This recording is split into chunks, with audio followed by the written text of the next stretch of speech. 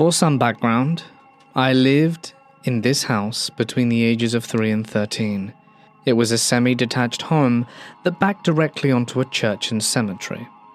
At the time, it didn't seem like a big deal, but looking back, it definitely did add something to the atmosphere.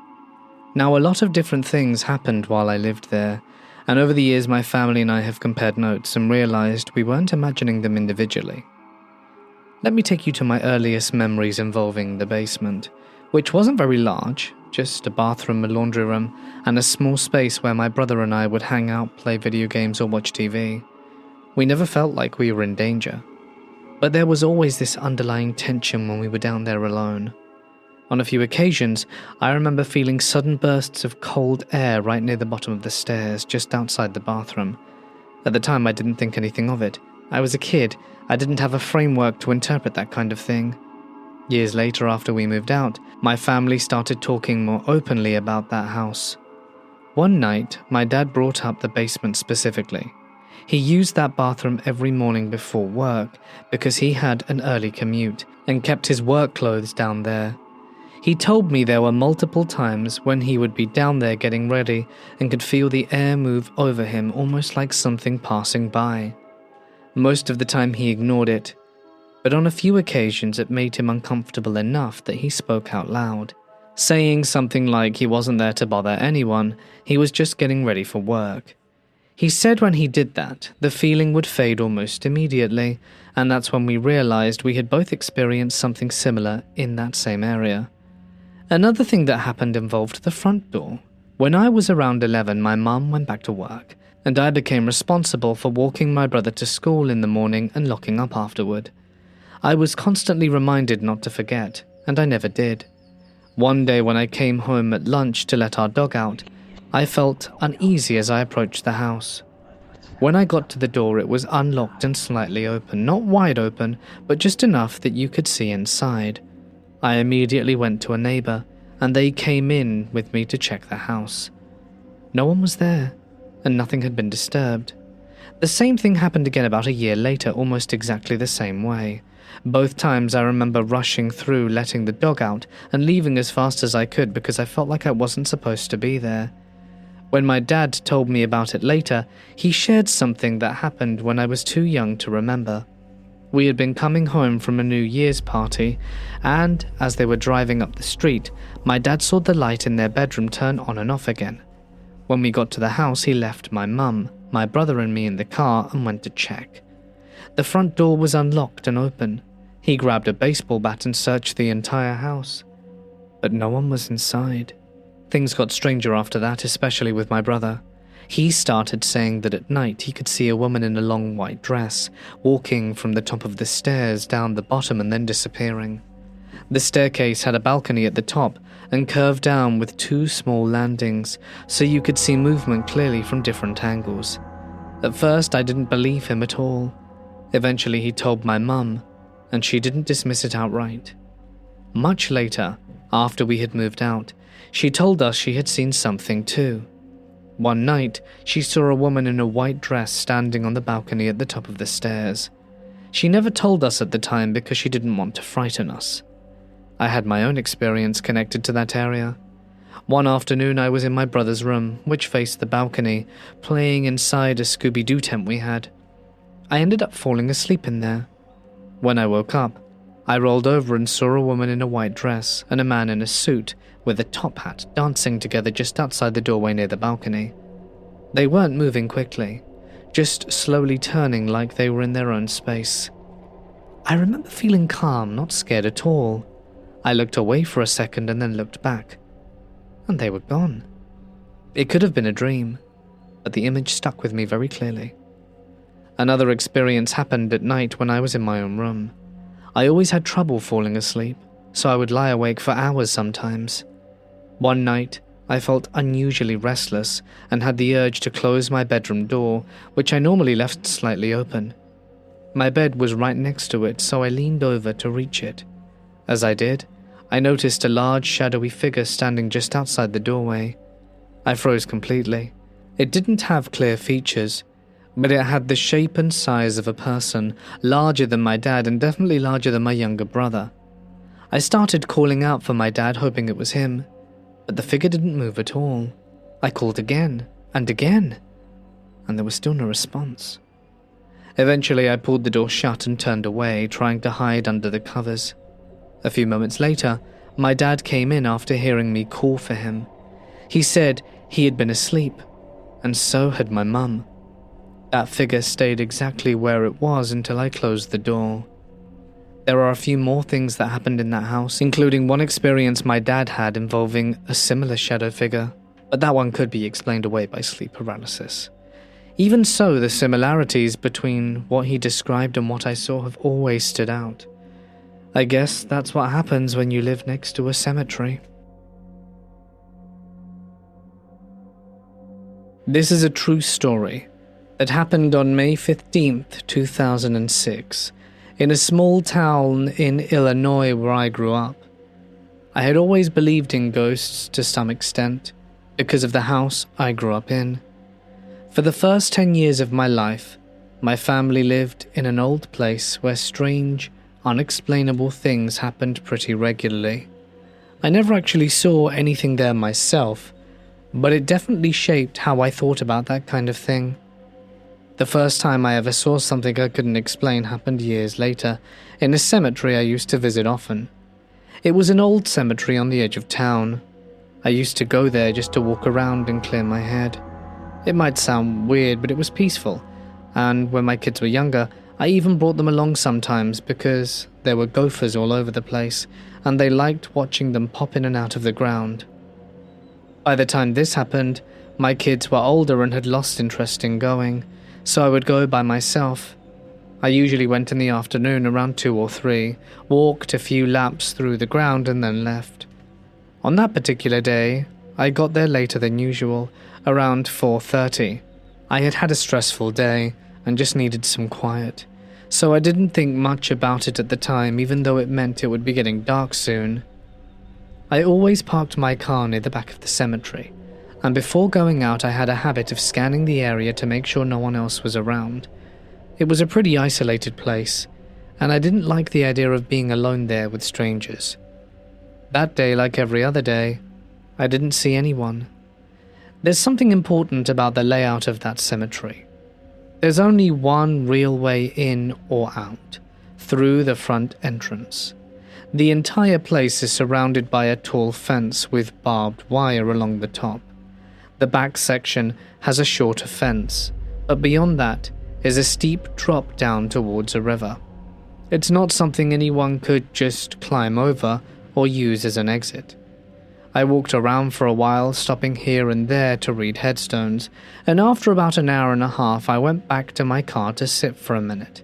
It was starting to get to twilight, and I thought about leaving but decided to do one more loop before heading out. Like always, I check the area again before walking off and still don't see anyone. I haven't gone far, maybe a few blocks from where my car was parked, when I suddenly hear a voice call from behind me. "Hey!" It was loud and clear and definitely a man's voice. I stopped immediately. It didn't make sense. There was no way someone could have gotten behind me that quickly without me noticing. I had just been at the back of the cemetery minutes before, and it had been completely empty. I turned around. There was a tall, thin man standing there, wearing what looked like some kind of dark blue uniform. It was dim, but I could see him clearly enough to make out his shape and the way he was dressed. As soon as he saw me look at him, he raised his hand and waved, and then started walking towards me quickly. Everything about it felt uncomfortable. My first thought wasn't anything paranormal. I thought it was an actual person, and that scared me more. The way he appeared out of nowhere and began moving towards me without saying anything was setting off alarm bells in my head, and I turned and ran. I cut through the headstones to take the fastest path back to my car. I got in, locked the doors and started the engine, and then sat there for a moment trying to calm down, and decided I want to see who that was and where he'd gone. I drove through the cemetery slowly, scanning every path, but there was no one there. I went through the entire place, again and then again. Nothing. That's when it hit me. What I saw didn't make sense. When I first saw him, he looked completely solid. Nothing in the way people describe a ghost. He looked like a real person. But there was no possible way for him to disappear that quickly, and most importantly, there wasn't anywhere for him to go. He had been near the back, not far from where my car was parked. I had run straight back and immediately started driving. If he'd have kept walking, I should have seen him somewhere along the path, but he was just gone. I never returned to the cemetery after that evening. I wanted to share this somewhere because I still don't have a reasonable explanation for what happened that night, and honestly, it's been bothering me ever since. This happened a few months ago. A friend of mine had heard that the northern lights might be visible in our area and asked if I wanted to drive out into the countryside to try and see them. It sounded like a good exercise to get out of the city for a while, so we left after dark and spent a few hours driving around, stopping occasionally to scan the sky for what looked like a good vantage point. After a while, it became pretty clear we weren't going to see anything. As we were deciding what to do next, my friend mentioned that we were close to her hometown, and that she had been wanting to visit the local cemetery for a while to find some family graves. She had been doing genealogy research and knew roughly where they were. And it was a clear, warm night, and since the whole trip had been kind of a letdown so far, we figured we might as well make it worth it and stop there. We pulled onto a dirt road next to the cemetery and walked in. It didn't take long to find the graves she was looking for. She took a few pictures, and then we decided to just wander a bit. She was walking ahead, her phone flashlight on, lighting the ground so we wouldn't step on anything, and almost as soon as we got further in, I started to feel off. It wasn't fear exactly, more like a steady growing sense of anxiety that didn't match the situation. I've worked in cemeteries before as part of archaeological projects, including documenting and mapping of older graveyards, so I'm used to being in these environments even at night. I've always found them quiet and calming even, but this place felt different. I kept getting the sense that someone was behind me. I caught myself turning around over and over, expecting to see someone standing there. I tried to ignore it and chalk it up to my own anxiety. That's always the problem. It's hard to tell when a feeling is just in your head and when it isn't. After a while, we realized it was getting close to 1 a.m. and decided to head back. My friend's car was already in sight, and she was a few steps ahead of me on the path when it happened. I suddenly got that same spike of anxiety again, stronger this time, and I thought I heard footsteps running up behind me. I started to turn, but before I could fully react, something hit me in the back. The impact landed right between my shoulder blades. It wasn't a light push. It had real force behind it, like someone had actually thrown themselves into me, and it knocked me forward hard enough that I fell face first onto the ground. As I tried to push myself back up, I felt that weight again, pressing down on my shoulder and forcing me back down.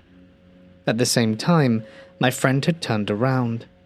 She later told me she had also heard something running up behind us. She saw me go down, and as she ran to me, she said my sweatshirt looked like it was being pressed inward, like someone had their hand on my back. She grabbed my arm and pulled me up, and right as she did, the pressure disappeared completely. We didn't wait to figure anything out. We ran straight to the car, got in, locked the door, and left immediately. Neither of us said anything for the first few minutes. Eventually, she asked me what had happened. I told her it felt like someone had shoved me.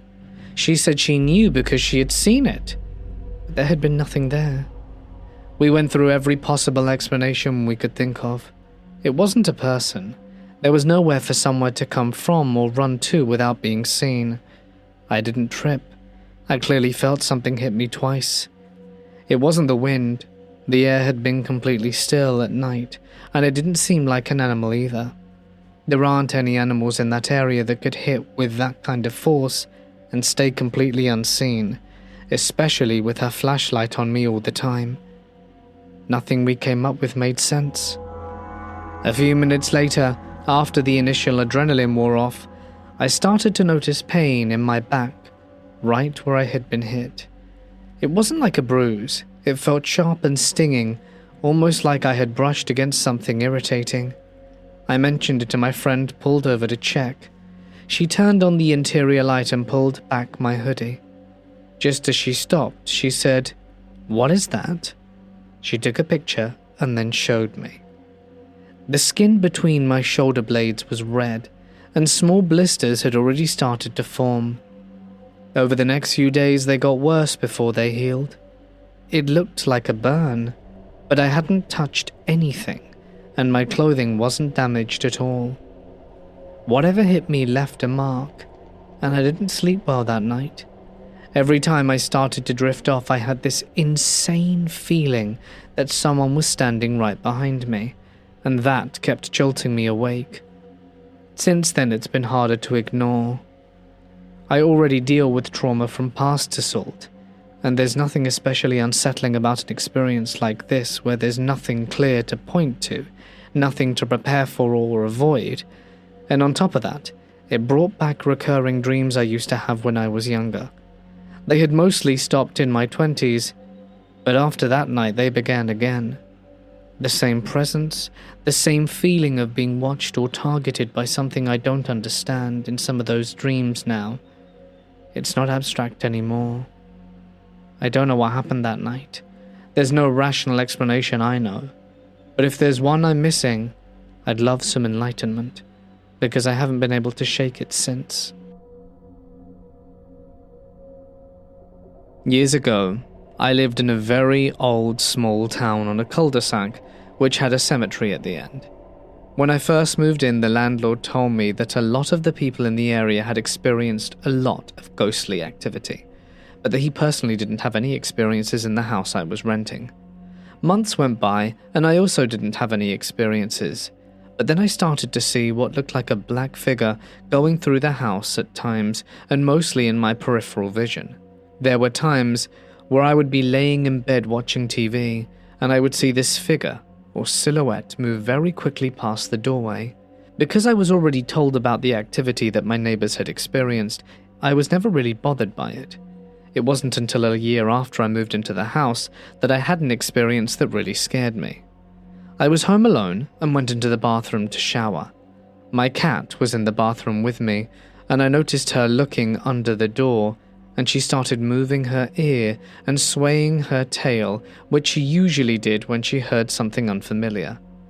I immediately locked the door because I got an uneasy feeling.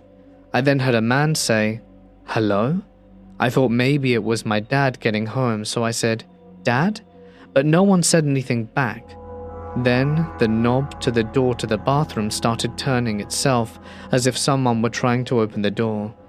I got into the shower and called my boyfriend to ask if he was home, and he said he wasn't.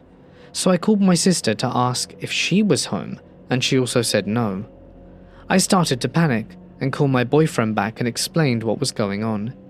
He told me to stay in the bathroom with a door locked until I heard his voice telling me to open the door. All of a sudden, I started hearing what sounded like my house being ransacked.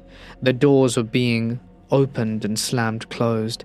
It sounded like things were being thrown and broken.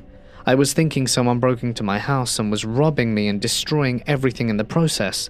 About 5 minutes later, I heard my boyfriend telling me to open the door.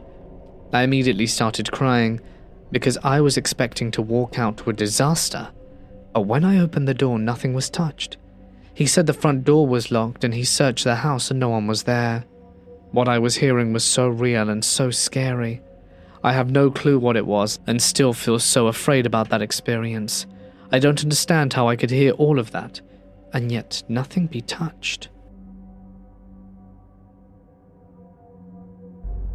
This happened back in October, and it was the first time anything like this had ever happened to me in broad daylight.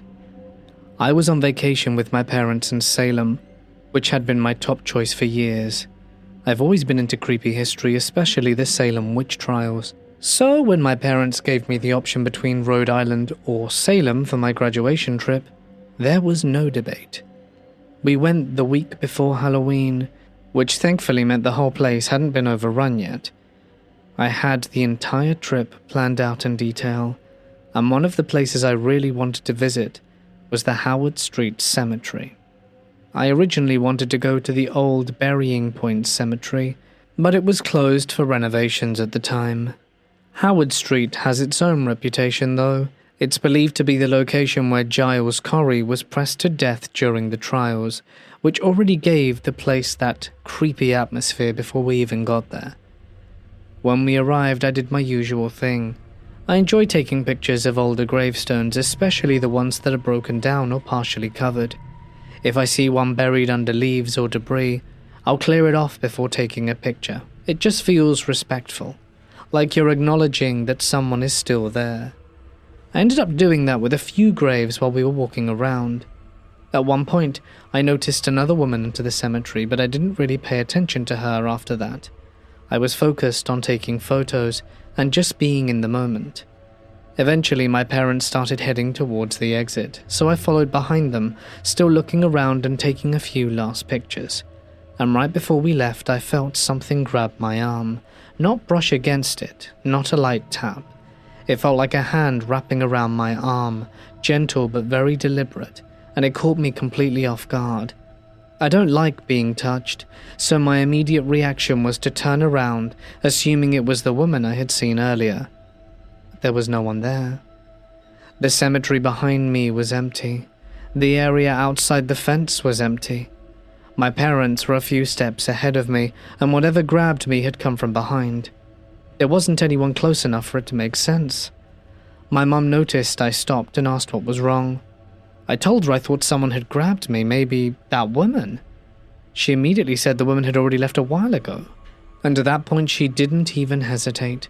She just grabbed my arm and started pulling me towards the exit. She doesn't mess around with anything even remotely paranormal, and she clearly didn't want to stick around. The weirdest part is that it didn't feel aggressive at all. There was no force behind it, no sense of anger or threat. If anything, it felt like whoever or whatever it was didn't want me to leave. I've gone over it a lot since then, trying to make sense of it. The only explanation I can come up with are either something in the cemetery acknowledging what I was doing, or that it was more personal. Part of me wonders if it had something to do with the graves I cleared off. Maybe it was someone connected to one of them, reacting to the fact someone took a moment to acknowledge their resting place instead of treating it like a backdrop. The cemetery wasn't especially well cared for, and there were empty bottles and trash scattered around, so it stood out that someone was being respectful. The other possibility is something my mum brought up afterwards. My aunt passed away from cancer years ago, and it hit me hard. She was a huge influence on me growing up, especially with my interest in anything dark or unusual. She loved anything related to witches, which makes the timing and location feel strange. At the very least, her ashes were scattered somewhere along the Massachusetts coast, not far from where we were. The idea that it could have been her isn't something I can prove, and I'm not saying that's what it was, but the feeling of the grab, how calm and familiar it felt, makes it hard to completely dismiss. Either way, I don't entirely know what it was, but I know it was paranormal at any rate. I'm an Eagle Scout, and I spent a lot of time camping over the years. One place I kept going back to was First Landing State Park. It used to be called Seashore State Park. There are a lot of stories tied to the land, especially about the Native American tribes who lived there long before anything else was built.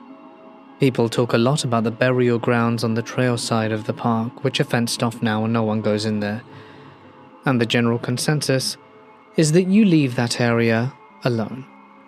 One night a few friends and I were at one of the campsites we always tried to book. It was a quiet night, with the cicadas humming in the background. We were sitting around the fire, telling ghost stories and trying to frighten each other, when eventually we got bored, and decided to go for a walk, maybe to head towards the beach. It was around 1 a.m. when we started noticing lights in the trees. At first it was nothing unusual, just small dim flickerings between the branches. We assumed fireflies and didn't pay it much attention. but the further we walked in, the more of them there were. Not just one or two here or there, but enough that it started to feel bizarre.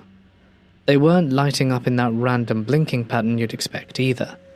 I guess you could say it felt more deliberate, and for some reason we ended up crossing Shore Drive and heading towards the area where the burial grounds are. As we got closer, the atmosphere changed significantly. It got cooler. It felt contained, like stepping into a different pocket of air, and at the same time the lights we'd just seen stopped completely. We stopped maybe 10 steps short of it, and no one said anything for a minute. Then one of us quietly said that we should probably just leave it alone. We stood there for a moment, kind of awkwardly, and then someone muttered a quick, "Thank you," under their breath. We all followed suit in our own way, and turned around and began heading back. During the walk back, it felt different.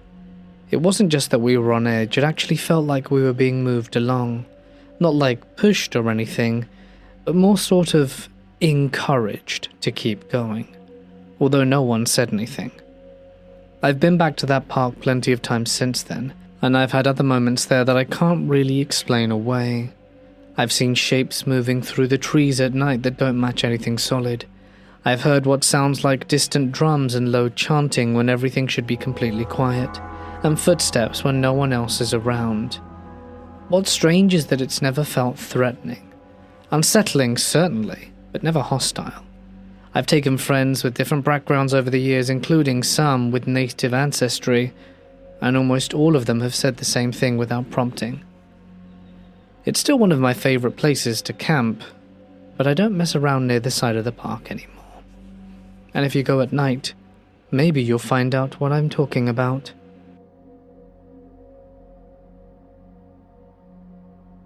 About 16 years ago, I was filming a low-budget horror movie in a very old historic cemetery. We had permission. It was late at night and extremely dark. There were no nearby streetlights or buildings, so without our equipment, the cemetery would have been in total darkness. For one shot, we had a very simple lighting setup. A regular light bulb inside a paper lantern to soften the light. Very low-budget filmmaking. But for the shot we needed more brightness, so we removed the paper lantern. We now had a hot bare bulb and nowhere convenient to place it. The only flat surface nearby was on the top of a large headstone. We all felt a little weird about putting it there, but it seemed harmless enough, so we carefully placed the bulb on top of the stone and rolled camera. When I called action, the light suddenly dimmed. Not flickering or going out, mind you, it just noticeably dimmed. The strange thing was the bulb wasn't connected to a dimmer switch, and I'm pretty sure it wasn't a dimmable bulb anyway. So we picked the bulb off the headstone, and immediately, everyone noticed that it returned to full brightness. To test it, we placed the bulb on the headstone again, and the light dimmed. At this point, we started checking everything: power source, cables, bulb, connections, but nothing explained why the brightness changed only when it was sitting on that headstone. One of the crew members looked down at the grave marker, read the name engraved on it aloud, and jokingly but politely asked if we could film our scene there. We stood there for a moment in silence and then placed the bulb back on the headstone, and this time it stayed fully bright.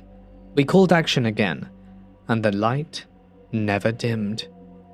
When we wrapped up for the night, we thanked the potential spirit just in case and packed up our equipment. To this day, I still wonder if it was just a strange coincidence, or if whoever was buried there just wanted a little bit of respect.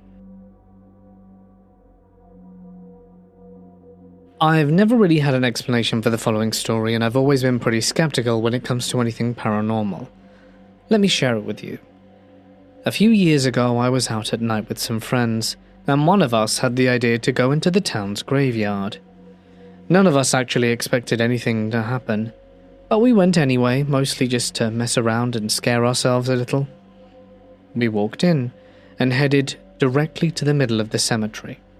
We had barely been there a minute when one of my friends suddenly screamed. It was loud enough that it instantly set everyone off, and I turned to look at her, and she said she had just seen something move really fast behind us crossing the path. She couldn't really describe it clearly, just that it was quick, and low and definitely there. And that was enough for us. We panicked immediately and started running towards the nearest exit without even questioning it. While I was running, something happened that I can't explain. I felt something pass me on my right side. It wasn't just a vague feeling either.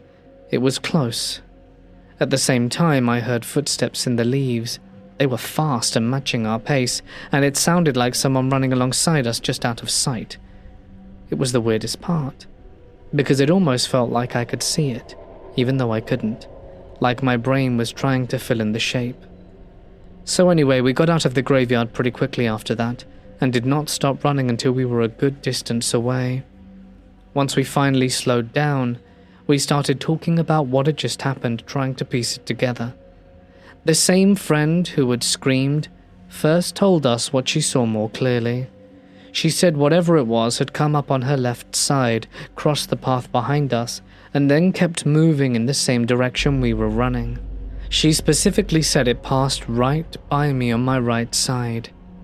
And the weird part is, that is exactly where I heard and felt someone move next to me. She wasn't guessing or trying to match what I said either. She told her version first, and then I lined it up almost perfectly with my own experience. None of us saw a full figure. Nothing you could point to and say it was that. But it's freaky that we both experienced something similar and had matching stories in that graveyard. My friends and I used to have a paranormal research group. We had heard stories of an old abandoned graveyard. It was on a hill overlooking the PD River in Mechanicsville, South Carolina. It had been owned by a church that later burnt down and was relocated. Most of the graves were sunken, and most of the tombstones were broken or gone outright. They placed a huge group marker with the names of the known burials on it. The story said it was haunted by the spirit of a young child in antebellum clothes and a black shadow with red eyes tied to a story about a man who brought his victims to the graveyard because it was so remote to end their lives. We were excited to be there. When we arrived, the first thing we noticed was it was pitch black. It was so dark you couldn't see your hand in front of your face. It was because the graveyard was so overgrown with forest that it blocked out all the stars and moonlight. It was hot and muggy that night, but when you entered the graveyard, the whole thing was a massive cold spot. It must have been 85 degrees outside, but inside, our thermometer read 62. There was a feeling of dread around the place, like something didn't want you there. And when you entered, the air felt thick, like it was resisting you, and pushed you back. It was harder and harder to walk the further you went in. Finally, there was a sound like something rushing towards us, and we saw what looked like a black shadow with red eyes moving towards us. We ran out of there, and it was like the trees themselves were against, as it felt like they closed in and gripped our clothes, holding on as we tried to leave.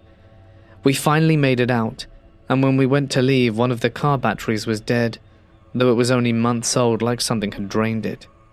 We called a local tow truck, but the driver refused to go until morning because he said it was evil and haunted at night.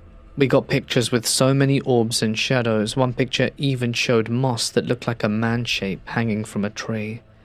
We also got full EVPs of what sounded like angry whispers. We never did go back.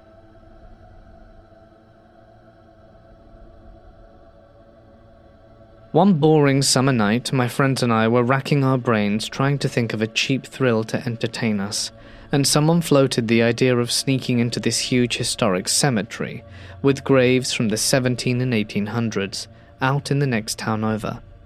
We had been there a few times before, but never at night, and it took us a little while longer to get there than normal. While going at night, certainly we had more of a thrill than going in the daytime, and it also meant the place was much harder to find.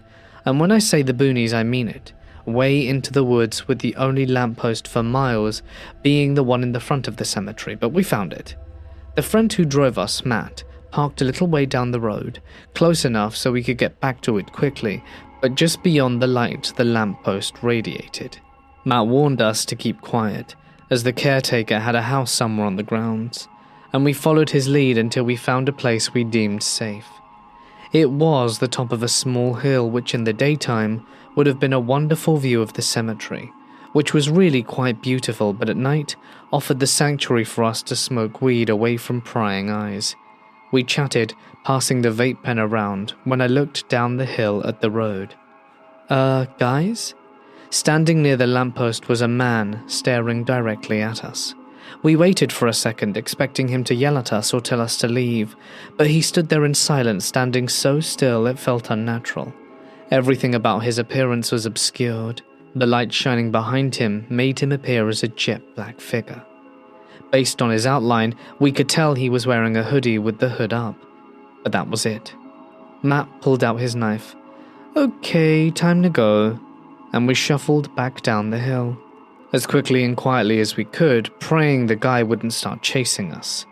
We made it to the car safely, but severely unnerved. Some of us were more willing to admit that than others. Who the hell was that guy? What did he want? Probably some guy just looking to scare us, Matt said, and another friend Richard replied, "I don't know, that was too weird." Eventually the word we were all waiting for came up. "Ghost? Seriously?" Matt said. The last graves buried there at that point were from over 100 years ago at least. A ghost from the 1800s in a hoodie? Fair point. But that didn't make the regular human theory any more plausible. This place was way out in the woods with nothing around for miles. No cars or gas stations. Hell, that was the one and only lamppost the road had. There was no public transportation that used the road the man could have been waiting for, because why would you need a bus stop on a back road in the middle of nowhere? He could have just been somewhere walking along the road, but to where and how? We had enough trouble making our way there in a car with headlights. This guy would have had to have been walking along the road for miles and miles through the pitch-black woods at 2 a.m. There was just no conceivable reason why someone would be there at that hour. The conclusion we all settled on was that it had to have been the caretaker. He must have known we were there and thought it'd be fun to pull a Scooby-Doo scare on some meddling kids. But we all knew that didn't sit right either. It just seemed way too impractical. Calling the cops must have made much more sense. Matt did have a knife on him after all. If he'd have been a different kind of person, he could have easily used it. I think we went back there maybe one more time in the daylight, but it didn't have the same vibe to it anymore. I've since moved away and haven't seen those guys in years, but I do wonder if they're still as weirded out as I am about that night. When I was a teenager, I was coming back from a quinceañera late at night, with my aunt and her boyfriend. My cousin and me all packed into the car. At one point we had to stop at a red light set in the middle of the road on a median, and that is where I saw her. There was a woman standing there right in the median wearing a white dress. It looked worn and kind of torn in places, not like something you'd see anyone walking around in. She was making motions with her hands like she was trying to get cars to stop, like she expected someone to pull over. We all noticed her at the same time. I remember my aunt saying something like, maybe she'd come from a costume party or an event, and everyone just kind of went along with that. No one questioned it. It didn't even cross our minds in that moment. It may or may not have been a time of year for that kind of thing to appear. Lights changed and we drove off, no one paying her any more mind. It wasn't until years later that I heard about Resurrection Mary. When I read about her, it immediately brought back the memory of that night. The location and the white dress. It felt eerily similar. The story about Resurrection Mary describes her as a blonde, and the woman we saw definitely had dark hair. My husband used to work in Summit, not far from Resurrection Cemetery, and I have driven past that area at all hours since then without seeing anything unusual. Still, that night has always stuck with me. I wonder if I did see Resurrection Mary or another spirit, or perhaps it was just someone in costume. Who knows?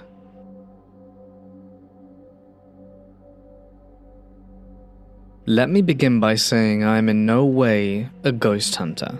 I'm a fan of ghost hunting shows, and I've had numerous paranormal experiences and some ghost encounters. So ghost hunting has always been something I've thought I'd be good at, but in truth I'm kind of nervous to do it more than I have. I don't use any fancy equipment, but an app that's called GhostTube. Before that, I use a different app for a few fun scares at sleepovers, and I got so freaked out by these apps I ended up deleting them after use. This app was one of the newer ones, and supposedly the best one so far. While I was visiting France, my friend wanted to visit the Père Lachaise Cemetery, one of the largest cemeteries in the world. It is home to a few famous people such as Oscar Wilde, who was the entire reason my friend wanted to go there in the first place. When we visited, I thought it would be fun to try ghost talk. My friend thought it was kind of silly, but she knows I like spooky stuff, so she just rolled with it. About a minute in, I get a response. Okay, cool.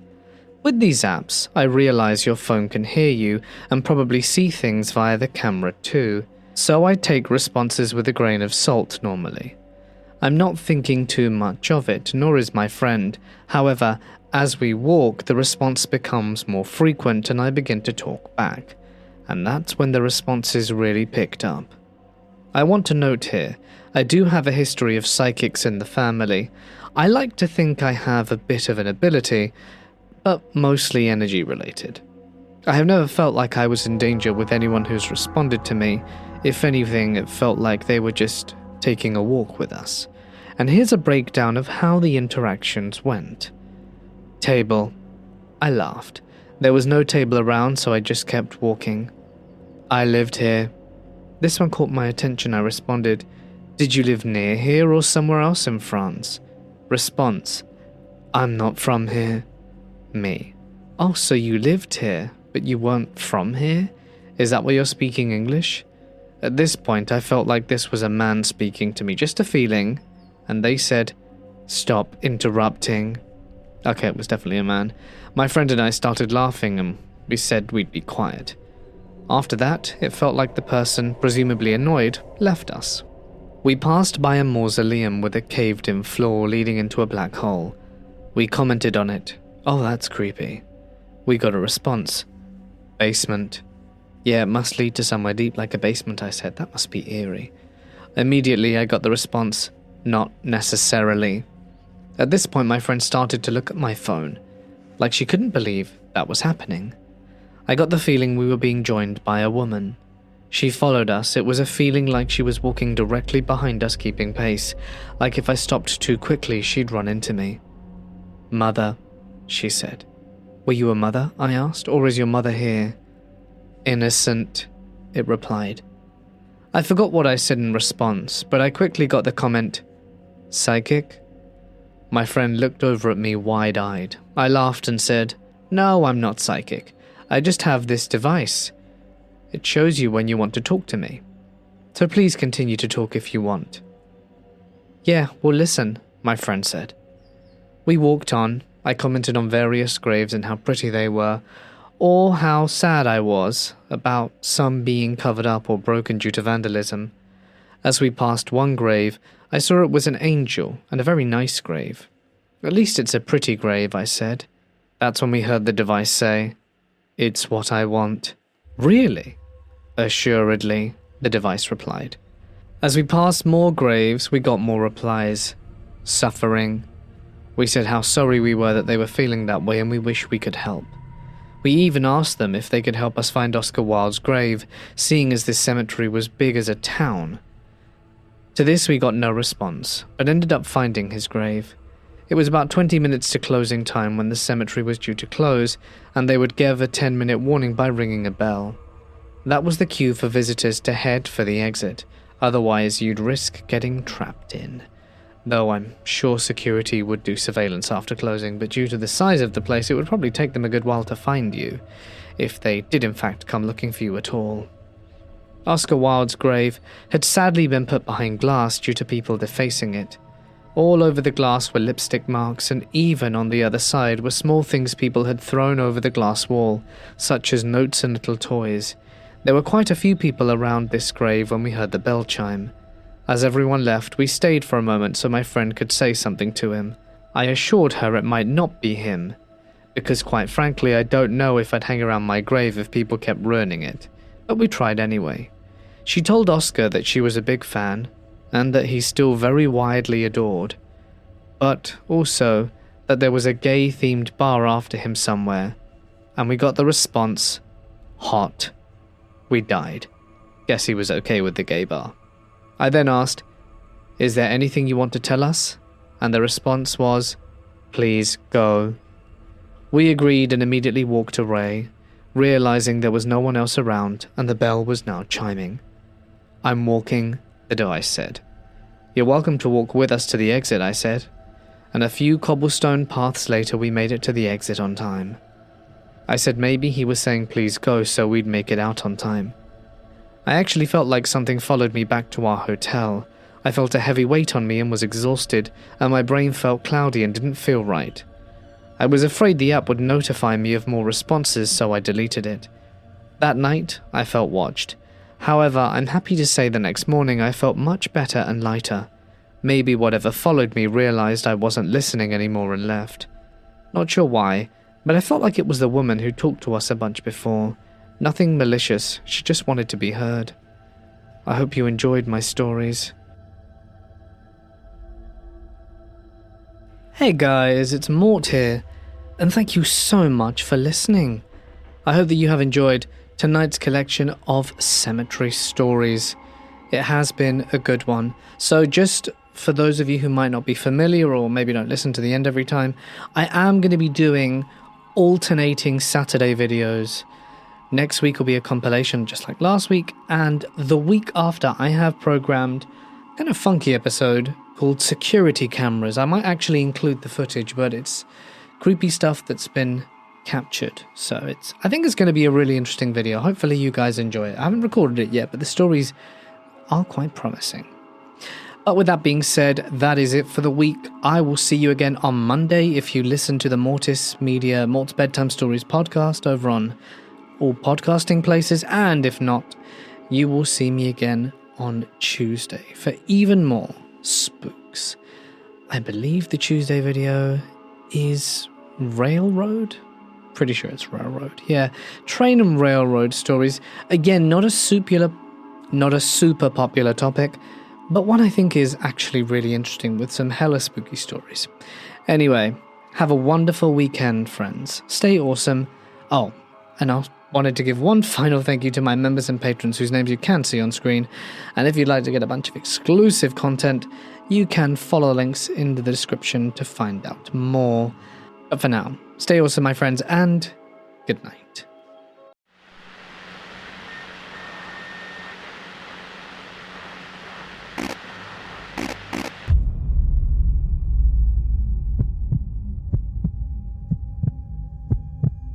I'll be the first to admit that I'm one of the most skeptical people I know. I don't believe in ghosts or any other paranormal stuff. I'm quick to dismiss stories that seem fake, or at the very least fabricated. That's why I'm completely at a loss for words at what happened to me just weeks ago. I wanted to write all of this while it was fresh in my mind. I can't explain what happened to me, and to be honest, I'm still terrified. I thought to myself, maybe if I write what happened to me and share it with the internet, maybe someone out there can explain what happened. Well, hopefully somebody out there can explain. My friend Steve and his wife were going out of town for the weekend for their anniversary. The two of them don't travel alone a lot because they have 2 children and a dog. I know for some people that's a first world problem, and you're correct, but Steve isn't struggling financially. He built this massive home in the middle of nowhere because he likes privacy, and if you're fortunate enough to do that, I can't blame you. Well, for Steve and his wife, the stars were about to align perfectly. The 2 kids were going out of town for some type of school trip, so they were going to be alone with just the dog. When Steve told me all of this, I insisted on going over and watching the dog for the weekend so he and his wife could go on a romantic weekend getaway. He agreed, and the plan was set in stone. I would be watching his beautiful golden retriever for the weekend. I made my way to the house on Friday afternoon. I didn't work weekends, so I planned on just staying there Friday through Sunday. Steve stocked the house full of food and snacks for me and made sure I had everything I needed.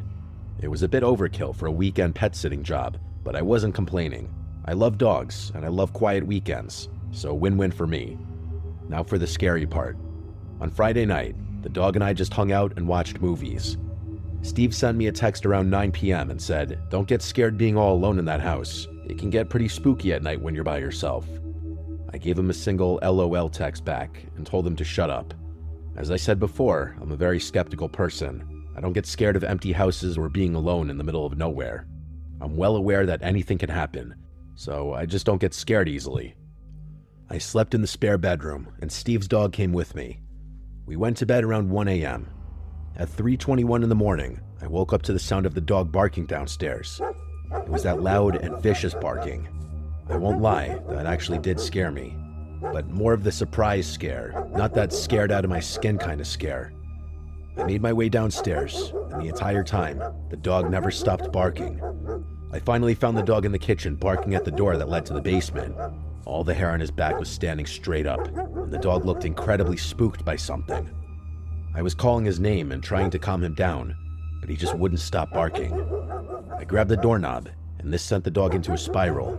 He was now running back and forth barking and just going insane. Of course, my first thought was maybe some kind of intruder in the basement. Possible, but unlikely. Steve has all that super fancy security equipment, so breaking in is not something that's easy. I grabbed a big knife from the kitchen and opened the door. The dog ran to the doorway but didn't go down into the basement. He just stood at the frame and growled, his hair still sticking straight up. I turned the light on and descended the stairs. I started yelling a bunch of stuff, pretending to be a lot tougher than I am, but I heard or saw nothing down there.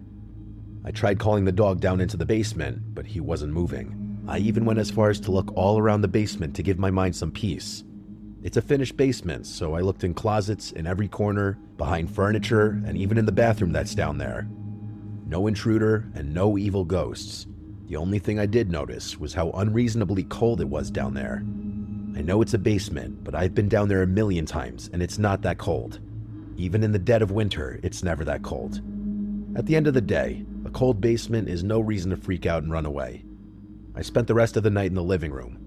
It took a while, but the dog finally calmed down, and we both fell asleep again. The next day, the dog was completely fine.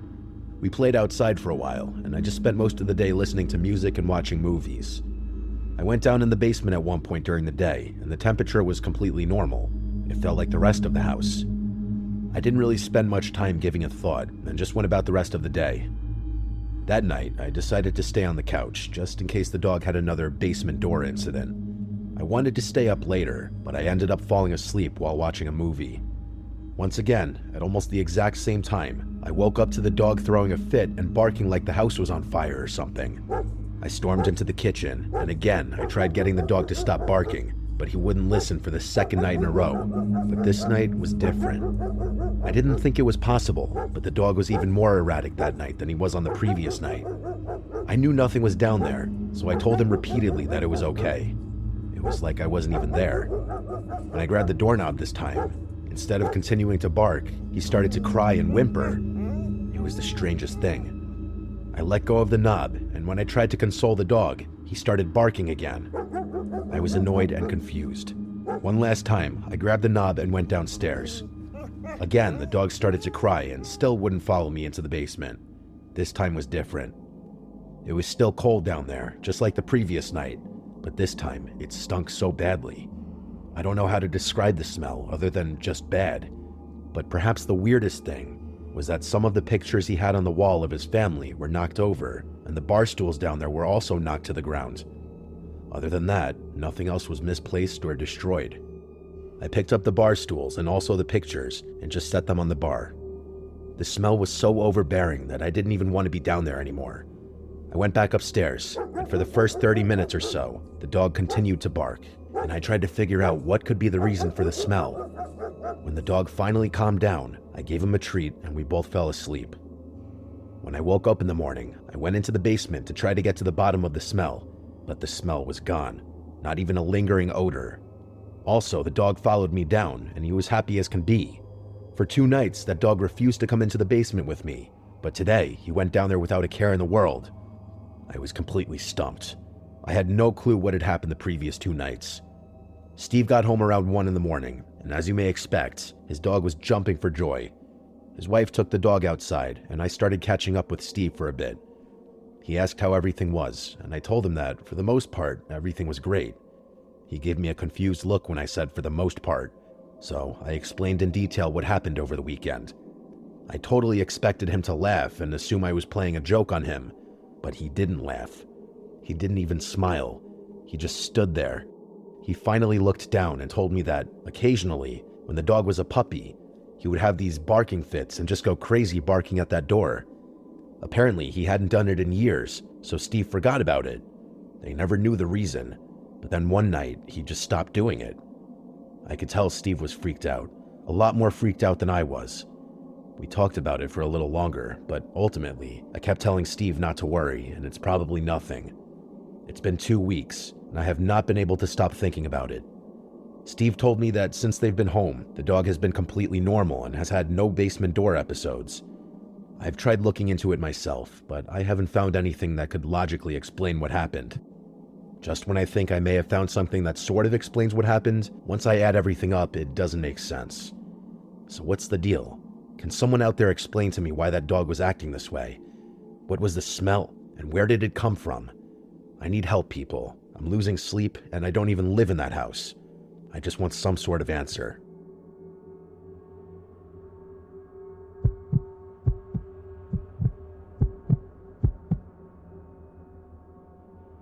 I don't know if this is considered your typical scary story, but it's definitely freaky and very unnerving. The more time that's gone by, the scarier it becomes for me. I'd love to share it and see what people think. It was a few years ago now. I had just broken up with my boyfriend and moved into this cute little apartment. It was an entire apartment complex. The complex itself was beautiful, quiet, and elegant. I quickly made friends with neighbors and several of the other tenants. It was just a nice and friendly little community. A few months into my lease, I thought I heard the sound of running coming from the hallway one night when I was getting ready for bed. I looked out the peephole of the door, but didn't see anything. There weren't any kids in my building, so I couldn't imagine who would be running at that hour. But strange things happen, so I didn't question. The next few nights, I heard the sound again. I didn't get up and look because it just didn't seem that important to me at the time. It's worth noting that my apartment is on the ground level, and my windows face a beautiful courtyard. The door to the apartment is still inside the building, and you need a key to get into the building. It took a little while to get used to the windows being at ground level at first, because if you wanted to, you could come right up to my bedroom window. I will say that I wasn't worried about anybody in this community doing that. I'm just stating that it was something on my mind when I first moved in. However, that information is about to become relevant, because one night, I woke up to what sounded like giggling outside my bedroom window. It was weird for sure, but I just figured some kids were acting stupid and hanging out too close to my window. I tapped the window glass and made a loud shushing noise. The giggling stopped for just a second, and then a faint tapping sound could be heard on the other side of the glass. It freaked me out, but I wasn't about to let some kids have that satisfaction over me. Once I composed myself, I grabbed the curtain and whipped it open. There was nobody there. I was looking at the quiet night courtyard and nothing more. Even if some kids were out there, I have no idea where they would have gone that fast. I closed the curtain and shrugged it off. I wasn't about to let some kids ruin my sleep. This weird giggling outside my window continued for a few nights. I just learned to ignore it.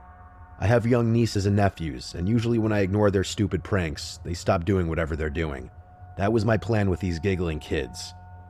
I assumed that if I just stopped acknowledging them, they would stop trying to mess with me, and unless they gave me a reason to report them, I wasn't going to bother the apartment complex manager with this. I think it was 2 days later while I was at work that I received an email from the complex manager.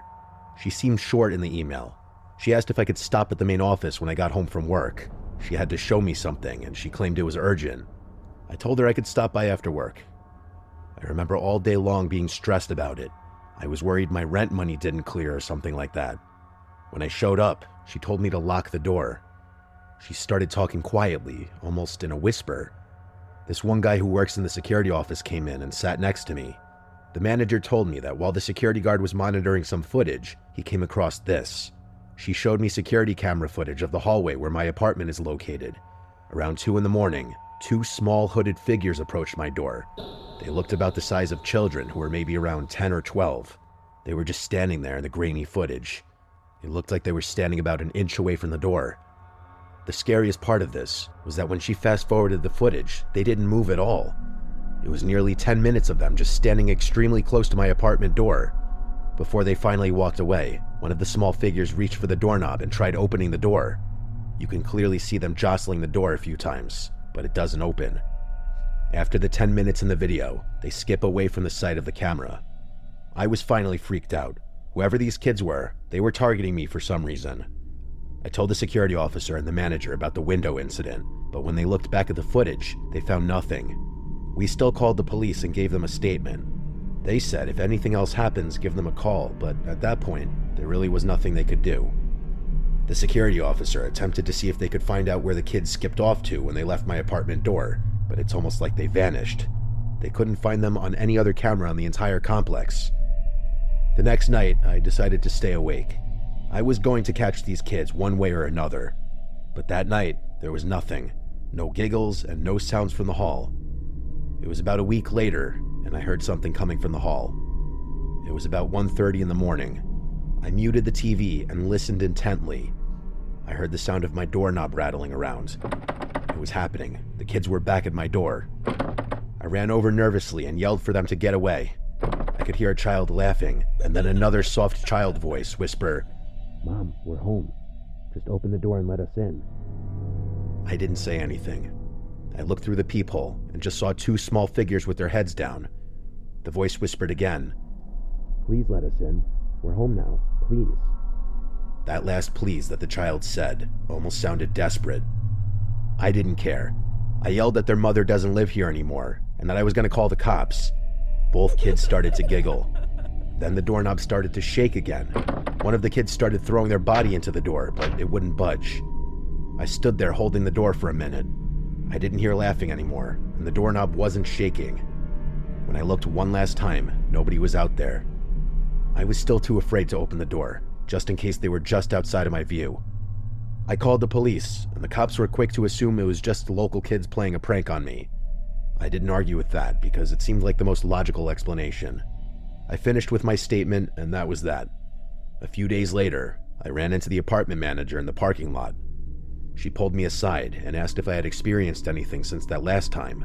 I told her no, and that I was sure it was just some local kids.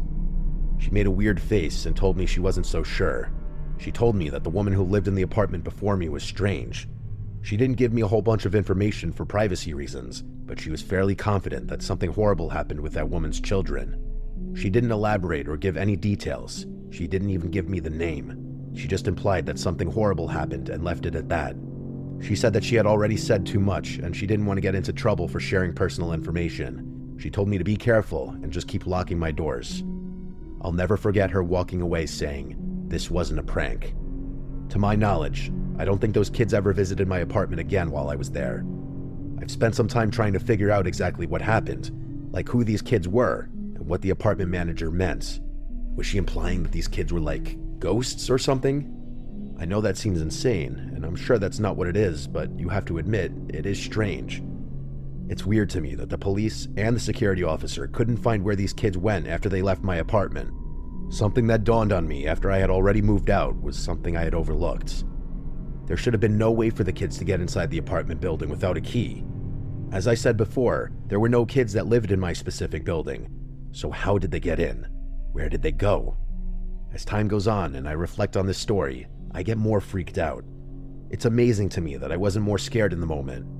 I'm years removed and don't even live there anymore, and I'm more scared today writing this than I was when I experienced it. I still don't believe in ghosts or anything paranormal, but I can't explain exactly what it was. Neighborhood kids are the easy solution, but the more I replay the memories in my head, the more impossible that seems. I know how this story sounds, but I think it's worth sharing. Maybe I really did have an experience with something not from this world.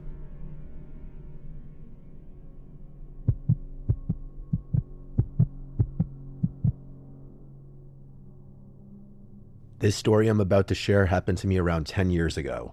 It's without a doubt one of the most terrifying things that's ever happened to me. I recently stopped telling people this story because most of the time people tell me I'm lying or making it up. It was my wife who pushed me to write this down and share it.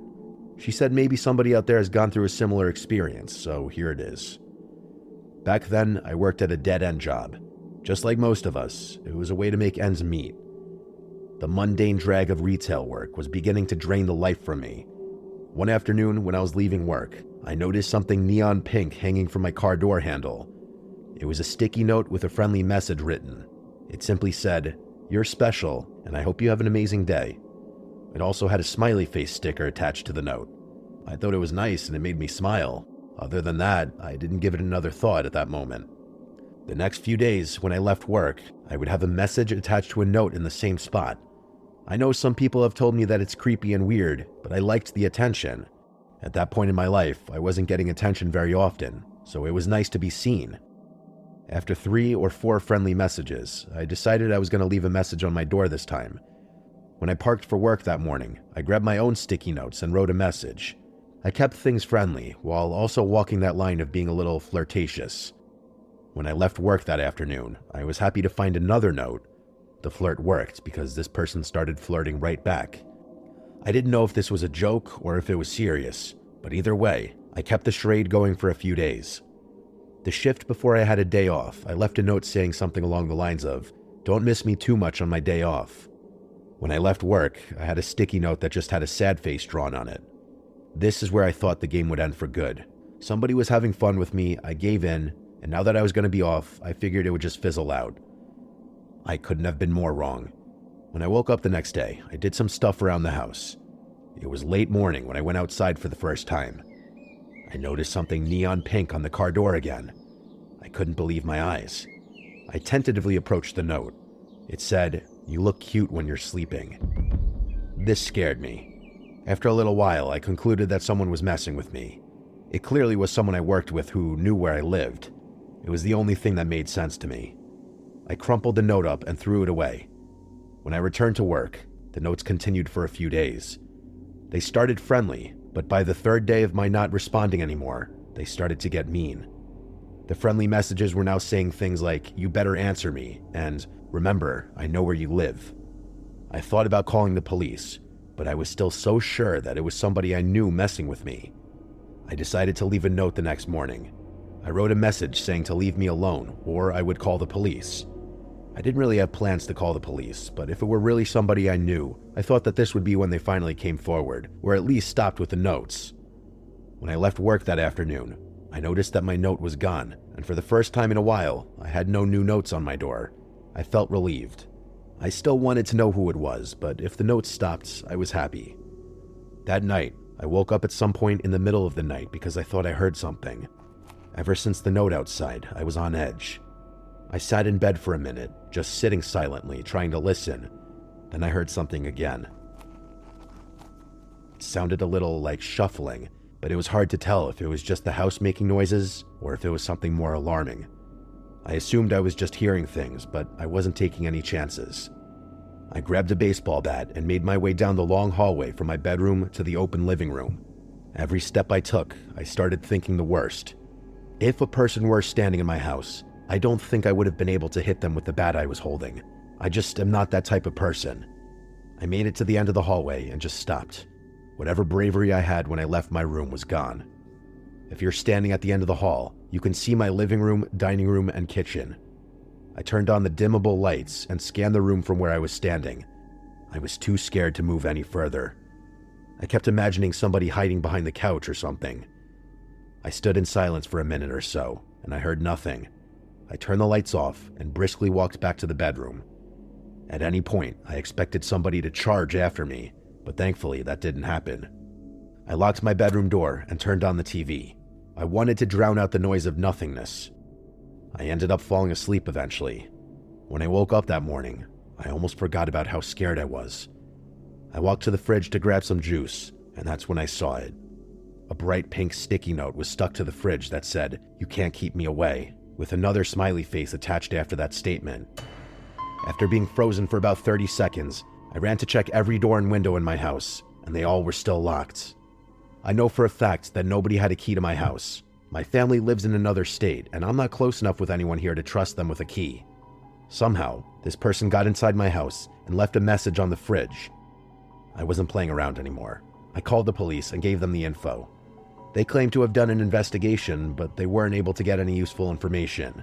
Unfortunately, random notes were not a lot for them to go off of. At least that's what they said. They did try to check the cameras in the parking lot where I work, but where I park, the cameras don't reach. The employee parking spaces are on the side of the store, and there are no cameras there. The police concluded that it had to be someone who knew me. I would have agreed if it were not for the note inside my house. I'm a freak when it comes to locking my door, so I know that nobody had access to getting inside the house. I stayed at a friend's house for a couple nights, just because I wasn't ready to sleep at my place yet. We ended up going to the hardware store and bought all new locks for the doors. That first night back at my place, my friend stayed over with me, and nothing happened that night. A few months had gone by, and nothing happened. No new notes at work, and nothing at my house. It was over 2 months later, when I left for work one morning, and I noticed one of the horrible pink notes on my front door. I grabbed the note, and it said, "I guess you don't want to play anymore." I called the police right away, but they didn't do much. I invested in cameras after that, but nothing ever happened again. Changing the locks in my house might have saved my life. Somehow this person had to have had a key to my house. It's the only thing that makes sense to me. What I can't figure out is why me, and who was that person? Whenever I think back about that entire situation, I almost get sick. I think back to the night I heard something inside the house. There had to have been a person hiding somewhere, just inches or feet from where I was standing. Why didn't they harm me then? I wonder if messing around with me was all this person wanted. A friend once told me that when I went back to the room and locked the door, it's possible that this person tried to get into the room, but locking the door may have saved my life. It's been 10 years, and nothing has happened since that last note. I've since moved, and I'm married now. Every time I see those stupid pink sticky notes, I always think back to that horrible experience. Whatever the case may be, I'm just happy I'm still here to tell the story.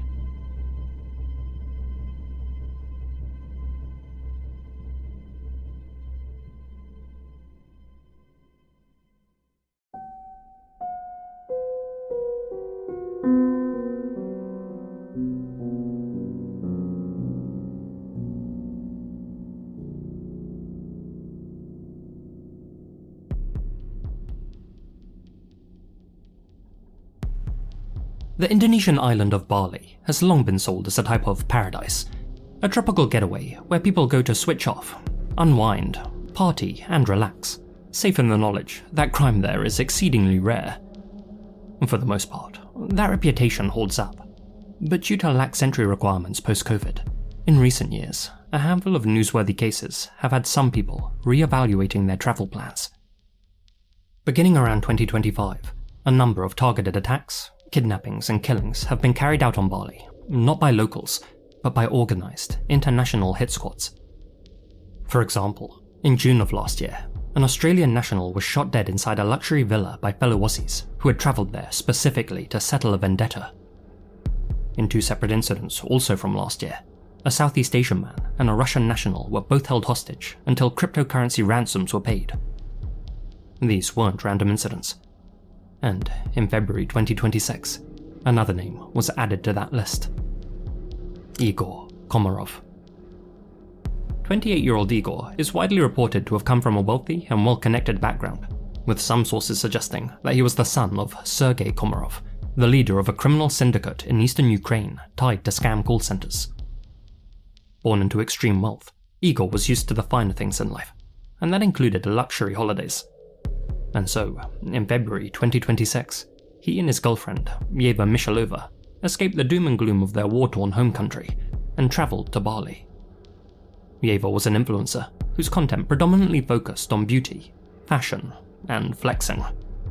Well, the grift was certainly going well, with Yeva amassing a following of over 200,000 people on Instagram alone. There, she updated her fans on her daily activities with Igor, posting photos and videos in real time, with captions, and with geotags. That meant that anyone keeping an eye on the couple knew exactly where they were. On Valentine's Day 2026, Yeva posted these photos, along with the caption, F the 14th of February, love you every day. These would be the last photos taken of the couple together. The following evening, Igor was out riding a scooter through the gym bar area with a friend who had joined him on the holiday, fellow Ukrainian Yermak Petrovsky, the son of an infamous businessman, Alexander Narek Petrovsky. While doing so, the pair were intercepted. Witness accounts, along with CCTV footage, showed a Toyota Avanza and 2 motorcycles block their path at about 10:30 p.m. a group of individuals emerged from the Toyota, grabbed Igor, and drove off with him. Reports on what happened to Yermak differ.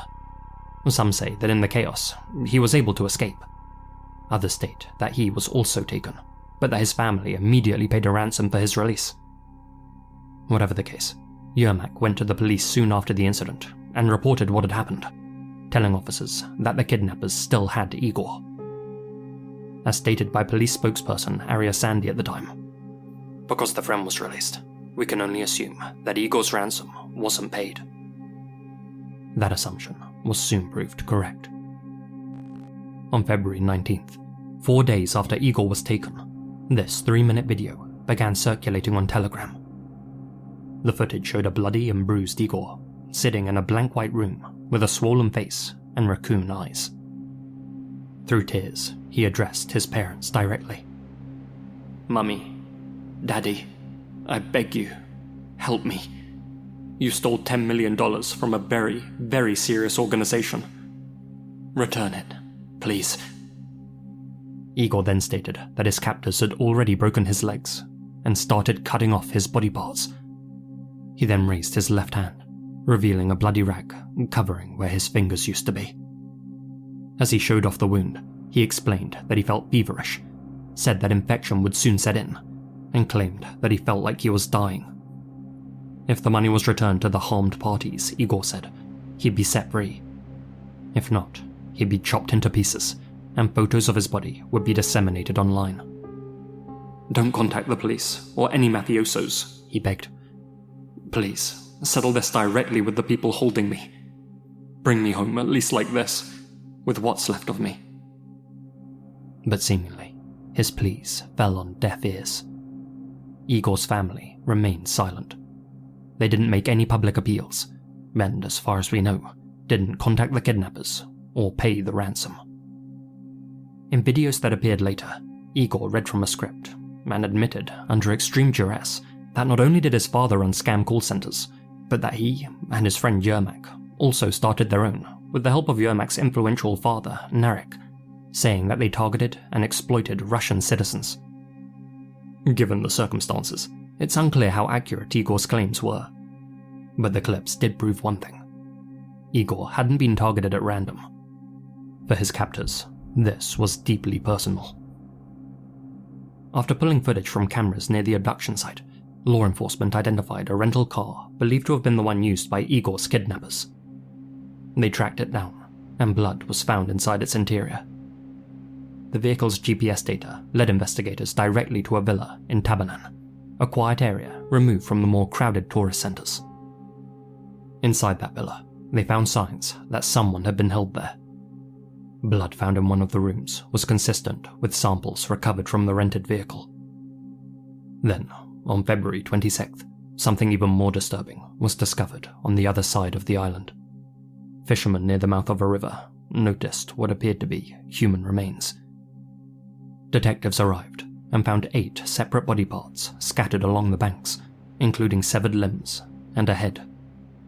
Forensic experts reassembled them back into the shape of a person, but the doe had been dead for at least 3 days, and the face was too decomposed to positively ID.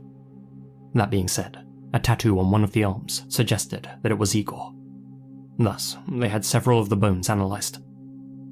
Igor's mother stepped forward and submitted a DNA sample to compare against them, which eventually confirmed everyone's suspicion. The body did indeed belong to Igor Komarov. In the days that followed, the police identified 6 suspects: 3 Ukrainians, 2 Russians, and a Kazakhstani, who all appeared to have travelled to Bali together for the sole purpose of capturing Igor and Yermak. It's strongly suspected that they learned of their whereabouts by monitoring Yeva's social media posts.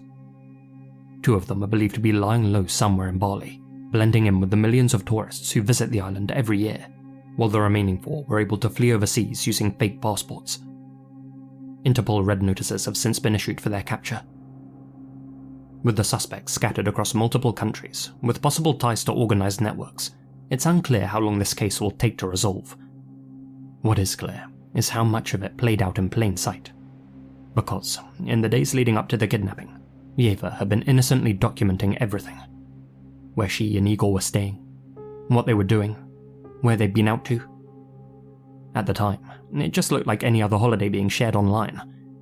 Little did she or Igor realize that among her 200,000 plus followers may have been people with a grudge, keeping an eye on every move they made. If there's one thing you can take away from this entry, it's that when it comes to posting on social media, never advertise your location in real time. You never know who may be watching.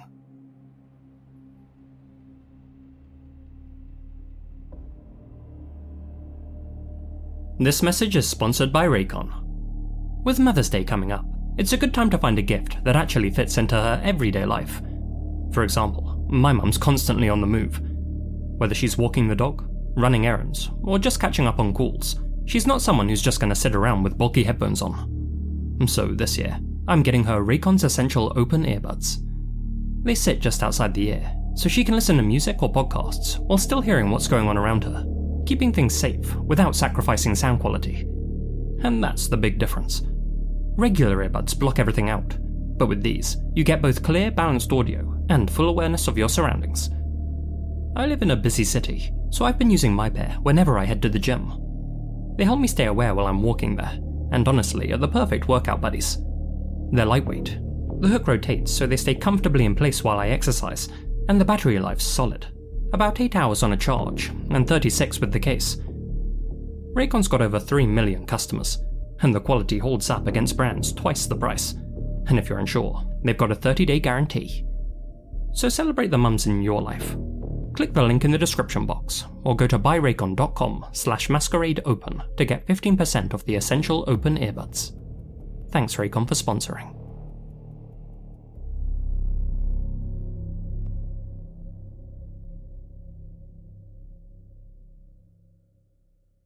Emma Amit was an up-and-coming food vlogger from Palawan in the Philippines who had an insatiable appetite for everything aquatic. The 51-year-old routinely searched the reefs around Puerto Princesa for shellfish and sea anemones, which she would both prepare and eat on camera, describing the cooking process and the flavour profiles of all of the local species. Her followers were enamoured by her humble recipes, down-to-earth nature, and knowledge of local wildlife. On the afternoon of February 4th, 2026, Emma took to Facebook and uploaded a video of herself and some friends foraging in a mangrove for snails and shellfish. 3.5 hours later, she posted a second video to her account, showing them tossing their catch in a large pot along with garlic, onions and chili before boiling it all in coconut milk. Nagsalang daig mantika guys. Karabi ka mo risdingon ang among kaldero guys kay gumikan kay gilutuan namo na og saging. Nya di man matanggal. Ana bawang guys. Nya na unang luya, nya na pa yun na isili guys. Kinhaso. Wow. Ang nagluto day guys akong anak guys kay iyang mama dili ka tubang anang kayo kay mainitan. Maglain dayon ang ginhawa guys. It was a pretty standard video for Emma, and nothing appeared out of the ordinary. But unbeknownst to anyone, something else had found its way into the feast. A Zosimus aeneas, otherwise known as a devil crab. As its name suggests, it's considered the most poisonous crustacean in the Philippines. Its flesh and shell contain tetrodotoxin and saxitoxin, the same substances found in the liver and ovaries of pufferfish. Those toxins are lethal to humans, even in small doses, and crucially, they aren't destroyed when heated. Ingestion of the devil crab can lead to death in a matter of hours, with a mortality rate of around 50%, even with immediate medical treatment. And unfortunately, Emma was the unlucky diner who ate it.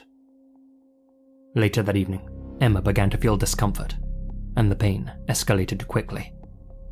Reports describe her suffering from symptoms consistent with severe marine toxic exposure. Numbness, loss of motor control, difficulty breathing, and convulsions. She was rushed to a nearby clinic, but by the time she arrived, her lips had already turned dark blue, and she was unresponsive. Another guest who had eaten a portion of the crab experienced similar early symptoms, but was also taken for treatment and survived.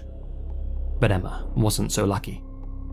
She was declared dead on February 6th, 2 days after eating her final meal, a victim of paralytic shellfish poisoning.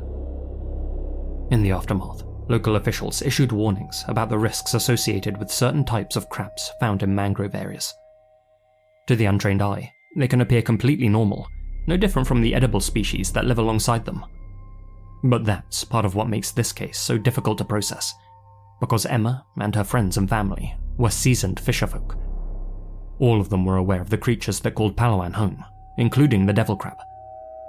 Though some tabloids have claimed, or at least implied, that she intentionally ate the crab for views, others think it's much more likely that while foraging, someone absent-mindedly tossed a small devil crab into their catch bucket. After being boiled in coconut milk, the crab's distinctive shiny shell may have dulled and appeared more like a non-lethal species, like a mud crab. A 54-year-old fisherman had died in Palawan just a few months prior after making that same mistake, giving that theory weight. However, some reports state that the crab wasn't actually cooked as part of the seafood stew, but later that same evening. Indeed, investigators later found devil crab shells in Emma's rubbish bin, still with their distinctive shine. Though locals found it hard to believe that Emma could have made such a mix-up accidentally, they were more shocked by the suddenness of her passing. One moment, she was happily sharing videos online like she always did. The next, she was dead. Online, one of her friends wrote the following: "You are like an older sister to me. I will miss you, always. I know you didn't want to leave yet, because you still had so many plans in life. But why? That's a question that will never be answered, because you're gone."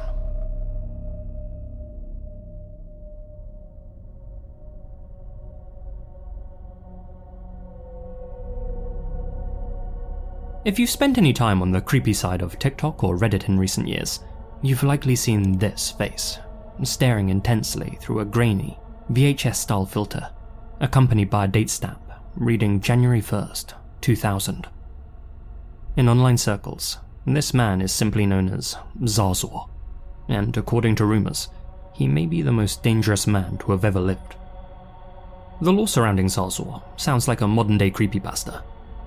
Viral videos claim that he's a notorious Moroccan convict and serial killer who terrorized the region in the late 90s, claiming the lives of hundreds of children while wearing his signature Adidas tracksuit. Apologies to all the Adidas pronouncers out there. Later, the legend of Zarzor was given a supernatural twist. He was dubbed the fastest man on Earth, with memes claiming he could run a staggering 48 kilometers per hour, and deepfakes showing him as a Usain Bolt level, but in some cases, cheetah level sprinter. Nowadays, in the world of analog horror, he's depicted as a glitch in reality, a man so fast that the police could never catch him, and his wide-eyed expression is often attributed to him being possessed by a jinn.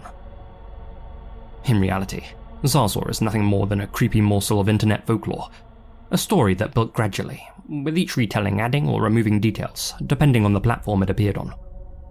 The fictitious Zarzor started out as a simple killer who evaded the law, but over time grew to become something otherworldly. But where did the myth originate? As with a lot of urban legends, its origin point is a bit unclear. As far as I can tell though, Zarzor has its roots in a different image, this one to be precise, which first began gaining traction at some point in 2015, when Middle Eastern bloggers began claiming it was a photo of Mr. Juan, a fictitious serial killer who beat his victims to death with an electric fan. Later, this photo was co-opted by a Facebook user who attached the text, "Invite me to your house." And this is where the image began garnering attention on social media platforms. Looking at the more infamous analog horror image of Zarzor, it's clear that whoever made it simply took this man's face and superimposed it on someone else's body. After going viral, the gentleman whose face was used to make this meme was identified. His name is Abdul Aziz Farah, a man from Marrakesh who likely has acromegaly. It of course goes without saying that he's not a bloodthirsty former Olympian. This is just one of those cases where the internet took a photo from an unsuspecting person's socials and made him the center of a piece of fiction. Thankfully, Abdul wasn't hurt by his face being attached to such a dark story. In fact, instead of running away from the Zarzor meme, he started several social media accounts of his own and leaned into it, joking in live streams about his max speed and the so-called possessed eyes that made him famous. Honestly, he seems like a great guy, and I wish him all the best. Now for most people, that's where this whole thing ends. And until recently, that's where it ended for me too. but while doing some research for a different video, I stumbled upon an obscure true crime case and realized that a lot of the details were eerily similar to the Zarzor meme. Starting in the year 2000, 9 children, aged between 11 and 16, disappeared from the Moroccan city of Taradand. It wouldn't be until August 2004 that 8 of their bodies were discovered in the Taradand Valley. Next to one of their skulls was a note which simply read, 12 October, week 41, Adidas 55, Hadi 2303, Adidas 5. Since each of the victims had worked at a local transportation hub, the authorities began looking into the names of road station employees and found one man named Najib Hadi. Since his surname matched that found on the note, they tracked Najib down for questioning, but he seemed to be genuinely confused about the entire situation. It was then that he revealed he had a brother named Abdelali Hadi, who worked at the same station as a night watchman. When officers arrived at his home in the Mahata neighborhood, Abdelali greeted them at the door and stunned everyone by saying, "I've been waiting for you to save me from my torture. I've been suffering day and night. I want to sleep and heal." At the station, Abdelali confessed to taking the lives of the 8 children found in the valley, along with a 9th victim whom he had hidden elsewhere. Though he had killed and buried them over the course of 4 years, on August 19, 2004, he decided to exhume all but one of them and drive their bones out to the valley in hopes that they'd be discovered. He also explained that the note was meant as a clue for investigators, pointing them to a man named Hadi who wore Adidas sportswear.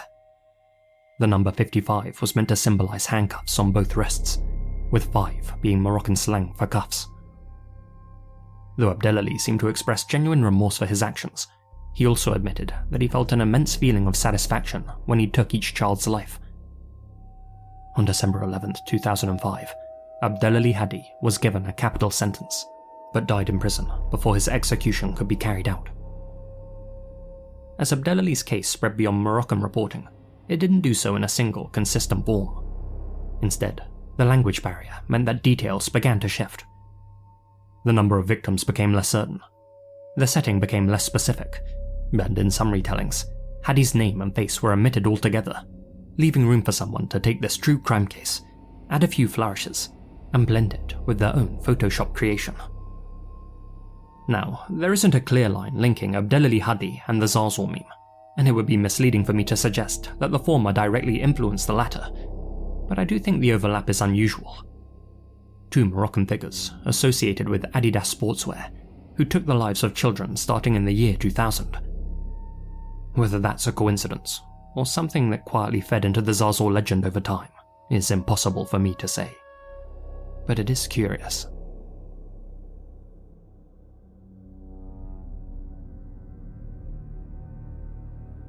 In August of 2025, a short CCTV clip began circulating across Vietnamese social media. It showed the outside of a modest home in the Phu Mai commune, a semi-rural area in Phu Tho province. There was nothing unusual about the setting, just a concrete courtyard, a motorbike parked off to one side, and a house set slightly back from the road. For a few seconds, nothing happened at all. Then, a man stumbled into frame. He was clutching his torso, visibly unsteady, moving quickly, but without coordination. A moment later, a woman followed him out into that same courtyard, holding what appeared to be a knife. The people in that clip were 25-year-old Wen Tien Xuan and his wife, Hati Laiha. They had married young, reportedly when Xuan was 19 and Ha was 18. By 2025, they had already had a baby. Both of them worked factory jobs at the same industrial plant, and by most outward accounts, their life together was fairly comfortable. They lived in a part of the country where extended family support was common. Xuan's parents had helped them buy a house next to theirs so that they could assist with raising the child. Indeed, many neighbors called them the dream couple, as they seemed to have everything going for them. They had never so much as seen the pair quarrel, but things weren't as rosy as they appeared. On the morning of August 16th, before the couple set off for work, Xuan and Ha got into a heated argument. The disagreement centered on Xuan's wages, specifically his intention to lend some of his salary to his mother without discussing it with Ha beforehand. Resentment simmered throughout the day and into the evening when the pair attended an after-work company drinks party. It was only after they returned home, sometime after midnight, that things finally reached boiling point. Voices rose, accusations flew, and in a fury, Ha went into the bedroom and retrieved a small fruit knife. When she returned, she stabbed Xuan in the left flank, causing heavy bleeding. Xuan called out for help, and his parents next door rushed to his aid. When they arrived, they found Ha chasing their son through the courtyard, blade still in hand. They tried to reason with her, but it was obvious that she intended to stab him again. When Xuan collapsed on the ground, Ha seized the opportunity and rushed towards him, but Xuan's father managed to disarm her. Unfortunately, the damage was already done. As the family would later learn, the first and only strike had pierced Xuan's heart. He passed out there in the garden before help could arrive, and never regained consciousness. Still not satisfied after taking her husband's life, Ha approached Xuan's body and kicked him, prompting his mother to slap her in the face. Within hours, Ha was in custody. During her interrogation, she cried and said that she regretted what she had done.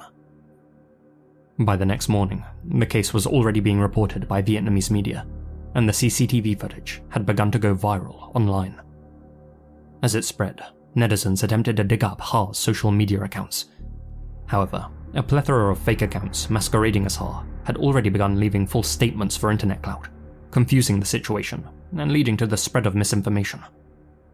Eventually though, Ha's real Facebook profile was found, and it was immediately clear to everyone that she had a tendency to overshare online, with there being countless updates saying things like, "Why blame me for being cold?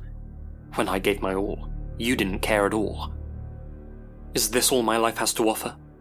You touch a little sunshine, and then comes a thunderstorm."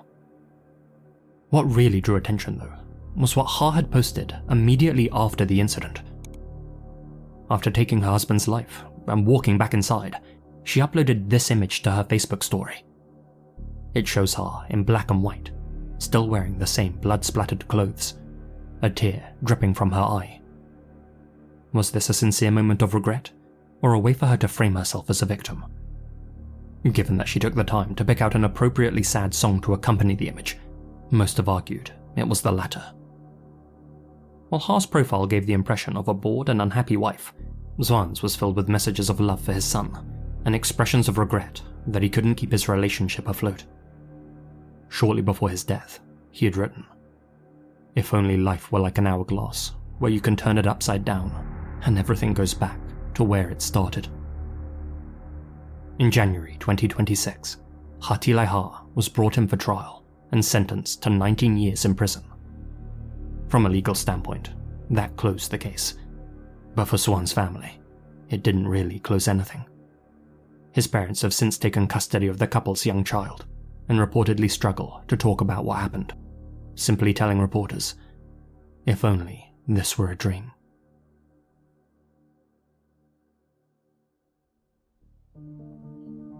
Hi guys, Lizzie here, and thank you very much for listening. Before the video ends, I'd just like to say a huge thank you to all of my supporters here on YouTube and over on Patreon, especially my biggest supporters: Gina Valera, Connor Lothan, Hamish, Alana Pons, Azrael Warakai, TNS Mum, Jeff, Hamish K, Jesse Jug, Asia Mina, George Lopez, Francisco Cappy, Farewell Tattoos Jack FL, Yokai, Terry Ford, Adelstein Tristerson, and Lila Kippy.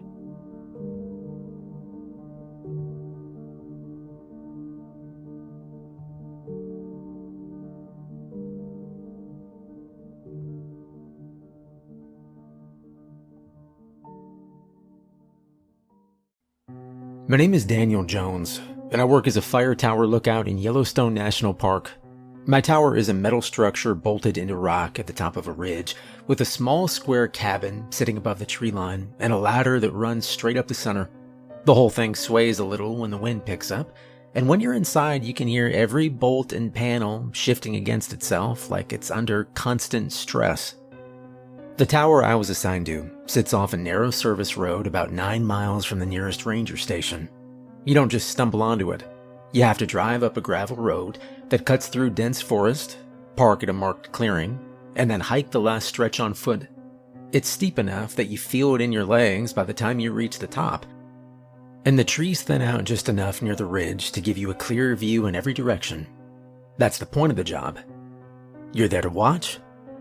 From the top platform, you can see miles of forest, thick stretches of pine and lodgepole, broken up by patches of deadfall, and the occasional rock formation pushing through the soil.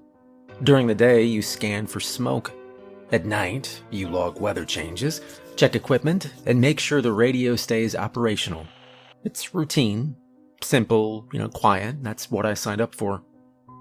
I've worked enough jobs to know what I like and what I don't. I like being left alone. I like having something straightforward to do. I don't need a team, and I don't need a schedule packed with meetings or check-ins. This job offered none of that. The application process was minimal. I found the listing through a contractor that handles seasonal staffing for remote positions. There was no interview, just a short form asking about prior work experience and whether I could handle isolation for extended periods. I checked the boxes, sent it in, and I got a response 2 days later with coordinates, a start date, and a short list of supplies I was expected to bring myself. When I arrived at the ranger station, I met Eric Foster for the first time. He was already there, standing next to a white service truck with the engine running.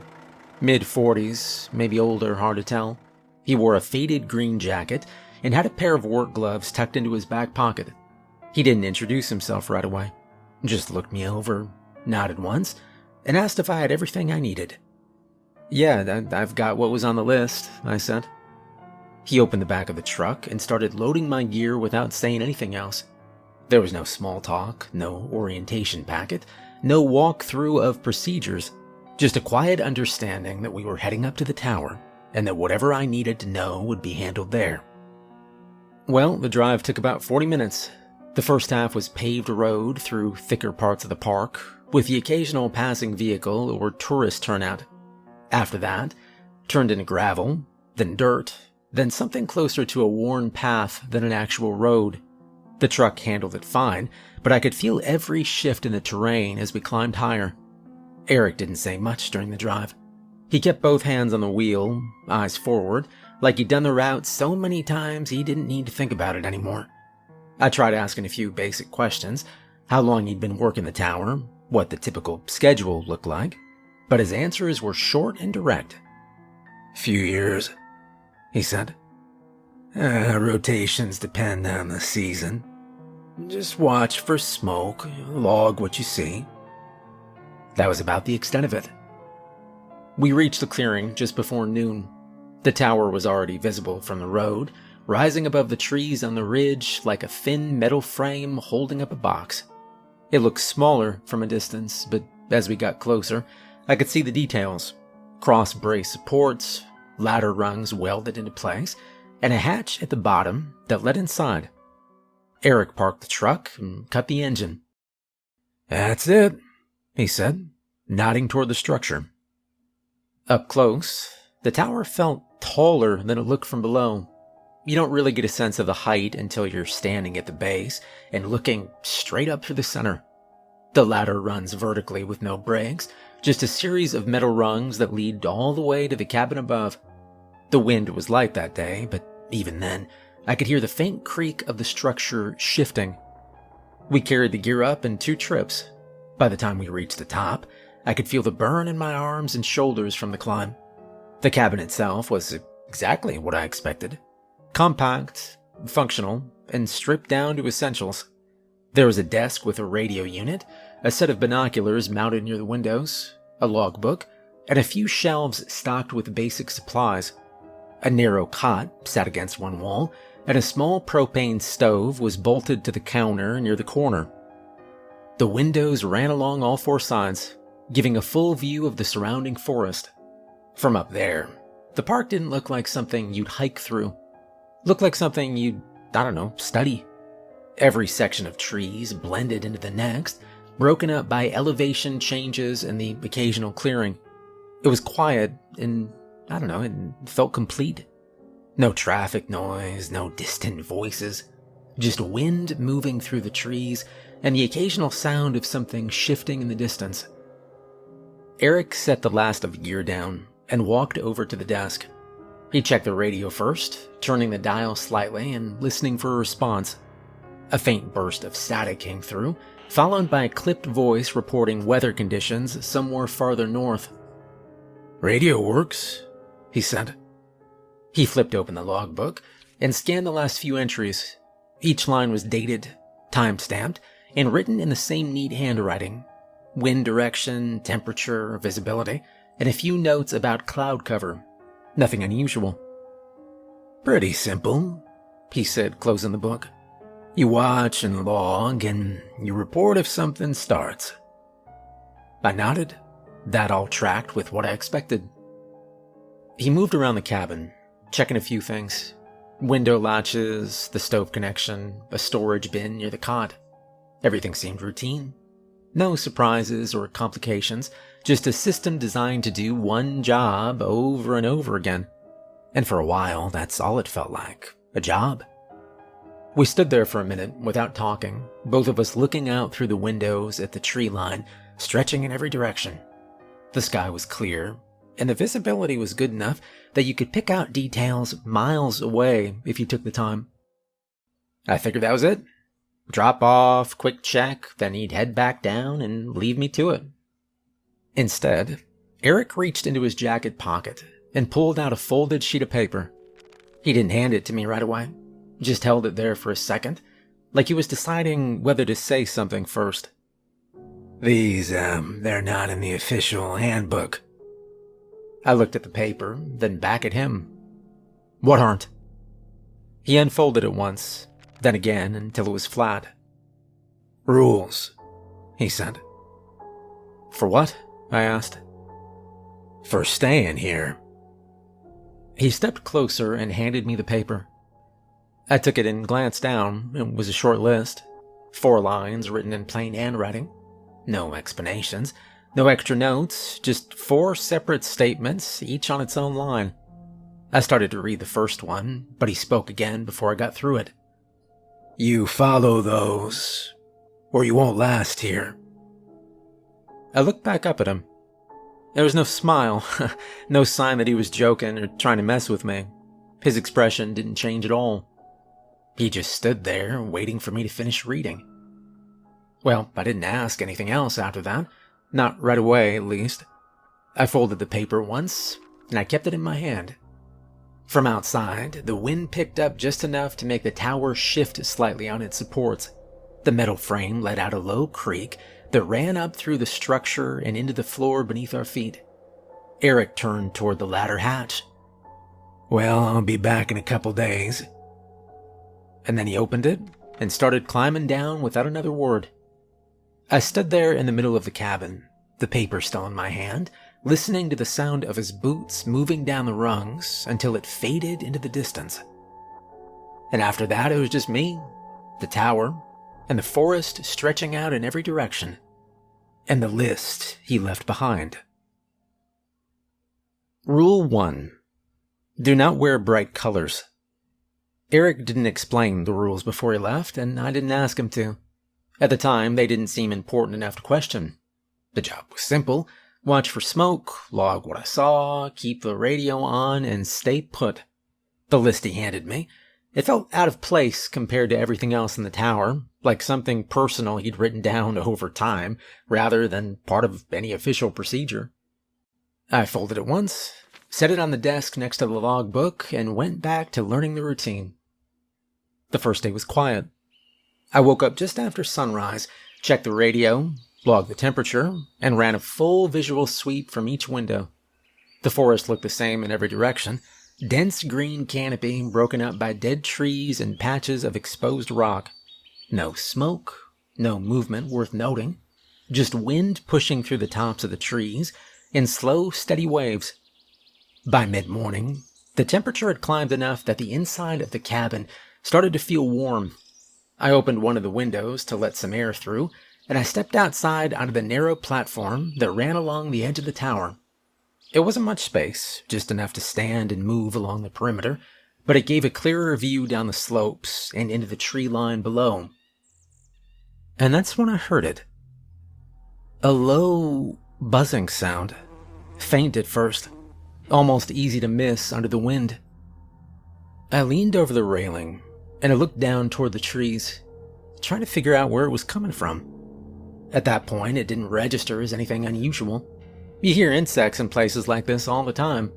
The park is full of them, especially in the warmer months. It's part of the background. I went back inside, and I didn't think about it again. Around noon, I decided to organize the rest of my gear. I'd brought a duffel with clothes, some basic tools, and a few personal things to pass the time. Books, a small flashlight, extra batteries. Most of it fit easily into the storage bins under the cot. The rest I kept near the desk. One of the jackets I'd packed was bright red. Wasn't something I thought about when I chose it. It was a jacket I'd owned for years. Lightweight, easy to throw on, and visible enough that I'd used it before on jobs where being seen mattered. Out here, it didn't matter at all. There was no one around to see me. Well, by early afternoon, the sun was high enough that the light coming through the window started to feel harsh. I pulled the jacket on before stepping outside again, mostly out of habit, and I walked along the platform to check the view on the west side of the tower. The buzzing was louder this time. Not constant, it came in waves, rising and falling, like something moving through the air in uneven patterns. I stopped near the corner of the platform and listened, trying to track the direction. It sounded like it was coming from the tree line about 50 yards out, somewhere just below the ridge. I leaned forward slightly, resting my hands on the railing, and scanned the area. And that's when I saw the first one. At a distance, it looked like a bird hovering in place, wings moving too fast to make out clearly. It held its position for a second, then shifted sideways in a slow, drifting motion. Something about it felt off, but I couldn't place it right away. And then it moved closer. The shape became clearer as it crossed the open space between the trees and the tower. The wings were too short for a bird, the body too thick. It wasn't gliding or flapping in a pattern I recognized. It was just hovering, adjusting itself in the air with small, heavy movements. When it got within 20 feet of the tower, I understood what I was looking at. It was a bee. It was a bumblebee. If you went by the shape and the coloring, thick body, black and yellow bands, wings beating in a rapid blur. But it was the size of a basketball, maybe larger. Big enough that I could see the individual segments of its body and the slight twitch of its legs as it adjusted in the air. I didn't move. It hovered there for a few seconds, drifting slightly from side to side, like it was inspecting the space around the tower. The buzzing was louder now. And then another one came into view behind it. And another. Within a minute, there were at least 5 of them moving through the air around the tower, crossing paths, hovering near the edges of the platform, and then drifting back toward the trees. None of them moved fast. None of them made any sudden motions. They just floated there, steady and controlled, like they were following something I couldn't see. I took a step back toward the door, and one of them shifted direction. It didn't rush at me. It just turned slowly and started drifting closer to the platform where I was standing. The others didn't react. They kept moving in their own patterns, crossing through the air in wide arcs. The one that turned toward me kept coming, though. I stepped back again, keeping my eyes on it as it closed the distance. At 10 feet, I could see the texture of its body clearly. The dense, almost matted surface of its outer layer, the way the light caught on it in uneven patches. Its wings made a sharp, vibrating sound as they cut through the air. At 5 feet, it stopped. It hovered there, facing me. And then it moved forward. The impact hit my chest before I had time to react. It wasn't a sting or a bite. It was a solid hit, like being struck by something heavy moving at speed. The force pushed me back into the doorframe, knocking the air out of me and sending a sharp jolt through my shoulders as I hit the metal behind me.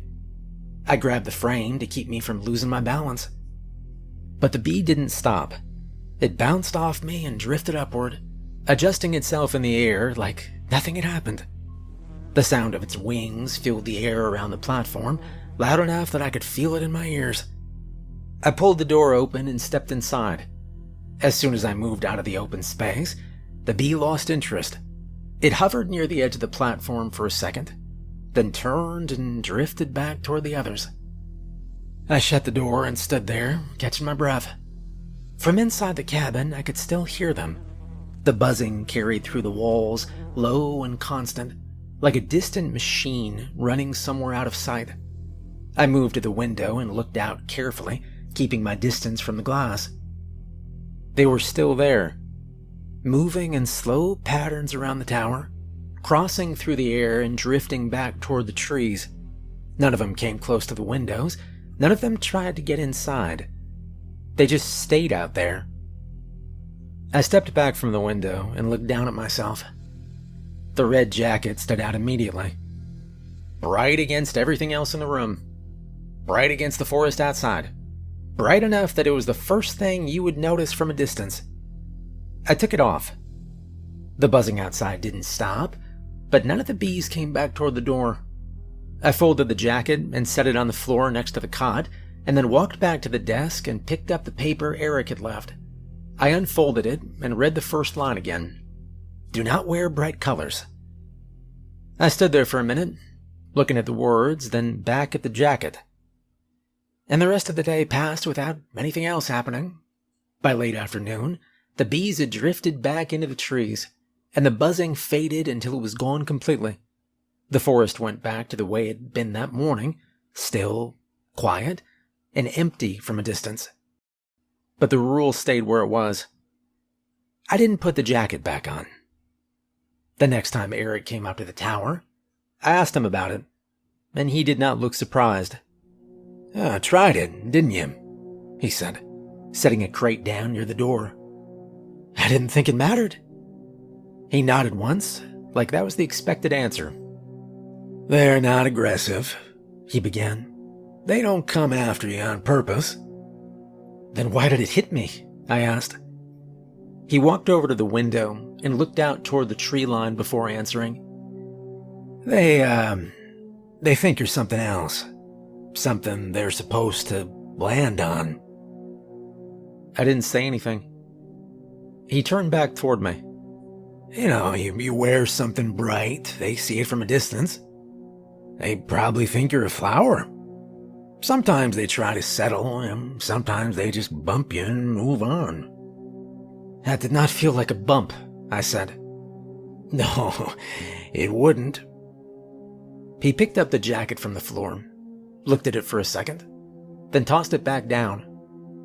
You're lucky it only hit you once, he began. We had a guy a few years back wore a yellow vest out here. Didn't take it off when he should have. What happened to him? I asked. Eric paused a second before answering. They lifted him. I stared at him, waiting for more. Not on purpose. They grabbed onto him, tried to hold position. Wings got under him just enough to carry him. And then? Well, they lost grip. Dropped him. He didn't die. But he did not walk right after that either. The cabin was quiet for a second after that. I looked back at the paper in my hand, then at the first line. Do not wear bright colors.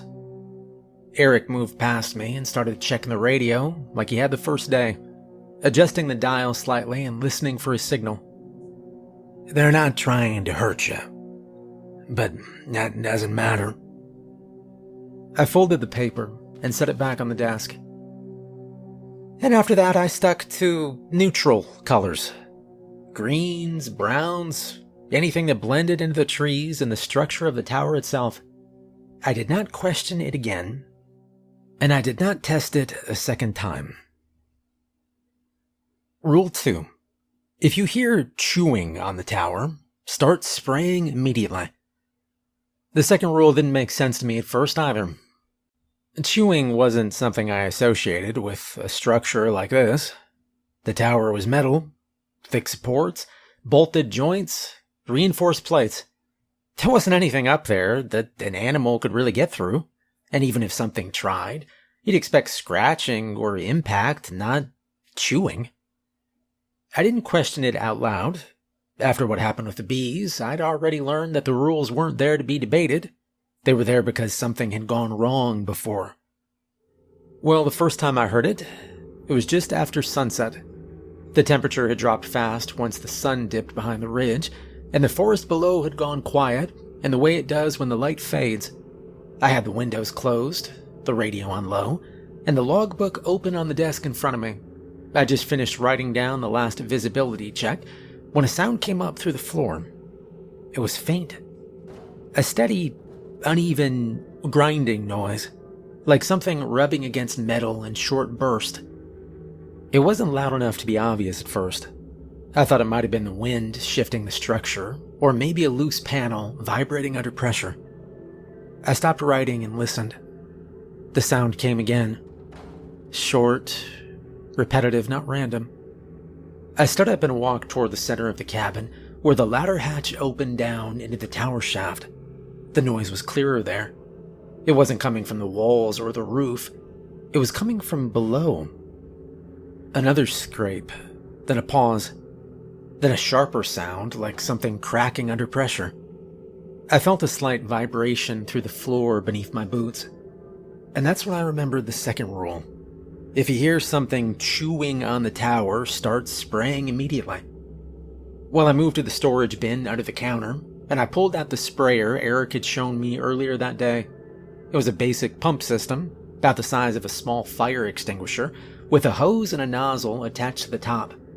The container was filled with a thick, oily liquid that smelled strong even before I opened it. Something sharp and bitter, like crushed wood mixed with chemicals. Cedar oil, Eric had said when he pointed it out, and a few other things. At the time, it hadn't meant much. Now it did. The sound came again, louder this time. Something was biting into the structure of the tower.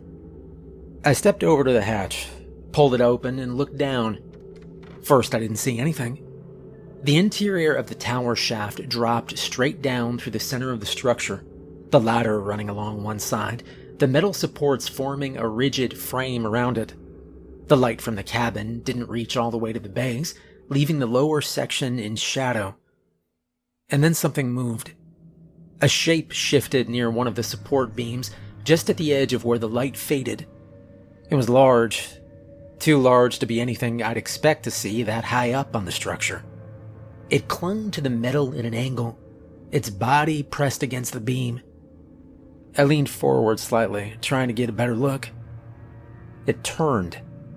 The movement was slow but deliberate, and as it rotated, the light caught the surface of its shell. It was a beetle, the size of a large dog. Its body was thick and segmented, covered in a dark, dull shell that reflected just enough light to show its shape. The legs gripped the metal beam tightly, each one hooked and jointed in a way that let it hold its position without slipping. At the front, its mandibles opened and closed in steady, mechanical motions. Each time they came together, they bit into the metal. That was the sound I was hearing. The mandibles clamped down again, and I watched as the edge of the beam shifted slightly under the pressure. Not much, but enough to see that it wasn't just surface contact. It was digging in. Another shape moved below it. Then another. There were more of them. At least 3, maybe 4, climbing along the base supports of the tower, each one positioned at a different angle, each one biting into the structure with the same slow motion. The tower vibrated again under my feet. Pressure. I pulled back from the hatch and I grabbed the sprayer. The instructions Eric gave me came back fast. Don't wait or watch, just spray. I pumped the handle a few times to build the pressure, then dropped back down to the hatch and aimed the nozzle downward. The first stream hit the nearest beetle across its shell, and the reaction was immediate. It stopped. Not gradually or like it was deciding to move, it just froze. And then its leg shifted, gripping the beam tighter for a second before it pushed itself away from the metal. The mandibles opened wide, then closed without biting, like it lost interest in what it was doing.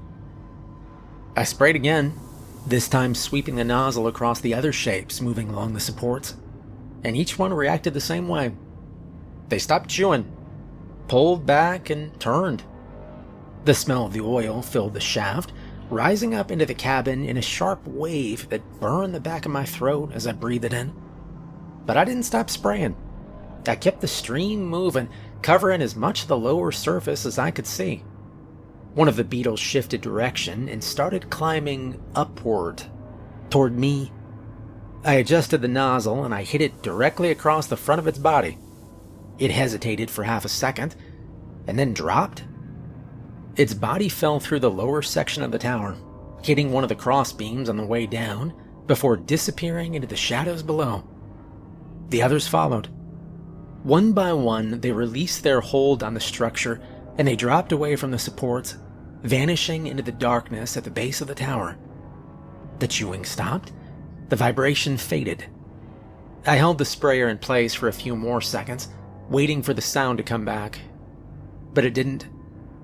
I closed the hatch slowly and stepped back, keeping my eyes on it like something might try to push its way through the opening. But the cabin was quiet again. The smell did stay, though. It hung in the air, thick and bitter, settling into the walls and the floor like it had nowhere else to go. I set the sprayer down on the desk, and I wiped my hands against my jeans, trying to clear the residue from my skin. A few minutes passed before I moved. I walked over to one of the windows, and I looked down along the outside of the tower. At the base near the supports, I could see movement in the fading light, shapes pulling back into the tree line, large, dark forms slipping between the trunks, disappearing into the forest like they'd never been there at all. I stayed at the window until the last of them was gone, and when Eric came back up the next morning, I didn't have to explain anything. He stepped into the cabin, set his gear down, and looked once at the sprayer sitting on the desk. "You used it?" "Yeah," I said. He nodded and walked over to the hatch, opened it, leaned down slightly, and looked along the interior supports for a few seconds before pulling back up. "Where were they?" he asked. "Base beams," I began. 3, maybe 4 of them, chewing through the metal. He closed the hatch and wiped his hands on his pants. "You know, they come higher up each year." I watched him for a second. "What are they?" I asked. He didn't answer right away. He walked over to the window and looked out toward the trees. "Some kind of beetle.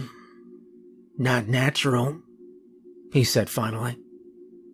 He turned back toward the desk and picked up the sprayer, checking the level of liquid inside. "Well, you did it right, though. Soon as you heard it, you spray. Don't wait to see how bad it is." I glanced toward the hatch. You know, if I hadn't sprayed, how long would it have taken? He didn't hesitate. "Not long." And the rest of the day went back to routine after that. Log entries, radio checks, watching the tree line for any sign of smoke. But every time I moved across the floor, I felt the memory of that vibration under my feet. And every time the tower creaked, I listened for the sound of chewing. Rule 3. Before nightfall, seal every opening in the tower. By the time I got to the third rule, I wasn't second-guessing anything anymore. I didn't need Eric to explain why it existed. I didn't need proof. The first 2 had already made that very clear. You follow the rules exactly as they're written, or you deal with whatever happens when you don't. This one sounded simple. Before nightfall, seal every opening. Every evening, just before the light dropped behind the trees, I went through the same routine. I checked each window, made sure the latches were tight, closed off a small vent near the stove, and slid the metal cover over the hatch leading down into the tower shaft. There were a few narrow gaps along the base of the walls and around the corners where the floor met the panels, but nothing large enough to worry about. Or at least nothing that looked large enough. The first time I heard them, it was just after dark. Not loud or obvious, just a faint, irregular tapping sound coming from somewhere below the floor. It didn't carry the same weight as the chewing from the beetles. It was lighter, faster, like something moving quickly across a surface and stopping in short bursts. I sat at the desk and listened. The tapping moved, one spot to another, then another. I stood up slowly and walked toward the center of the cabin, listening for where it was strongest. The sound shifted again, tracing along the underside of the floor, then up along one of the walls. It wasn't random. It was searching. I grabbed the flashlight from the desk, and I moved toward the lower edge of the wall near the cot. There was a narrow gap there, maybe half an inch where the panel didn't sit perfectly flush against the floor. I crouched down and angled the light toward it. For a second, I didn't see anything. And then something moved inside the gap, fast. A long, segmented shape slid past the opening, just within the edge of the light. It was too quick to make out clearly, but I saw enough to know it wasn't small. It filled the space behind the window as it moved, pressing against the opening just enough to show its outline before slipping past. The tapping stopped. For a moment, everything was quiet. And then something pushed against the gap from the other side. The panel shifted slightly. Not enough to open, just enough to show pressure. I stood up and stepped back. The movement stopped again. I kept the flashlight trained on the gap, waiting. But there was nothing. No sound or motion. I stayed there for a full minute before I lowered the light. And that's when I realized what I'd missed. The rule wasn't about closing the obvious openings. It was about closing all of them. Well, the next evening, I took more time. I went through the cabin slowly, checking every edge, every seam, every place where two surfaces meet. The tower wasn't built to be airtight, didn't need to be. But there were small imperfections everywhere. Thin gaps along the baseboards, spaces around the window frames, a slight opening where the stovepipe ran through the wall. Individually, they didn't seem like anything. Together, they were enough. I found a roll of heavy tape in the storage bin, and I started sealing every one. Window edges first, then the vent, then the base of the walls. I pressed the tape firmly into place, smoothing it down with my fingers until there were no visible openings left. It took longer than I expected, but by the time the sun dropped behind the ridge, the cabin was sealed as tightly as I could make it. That night, the tapping came back. Louder. Faster. It started near the base of the tower again, and then it moved upward along the supports. I could hear it clearly now, even through the sealed walls. Dozens of points of contact, all moving at once. Climbing, probing, testing every surface. I stayed still, listening. The sound reached the level of the cabin, and it spread out along the exterior. And then something hit the wall hard. Not a strike, not an impact meant to break through. It was contact followed by movement. Whatever it was pressed against the outside panel, sliding along it in a smooth, continuous motion.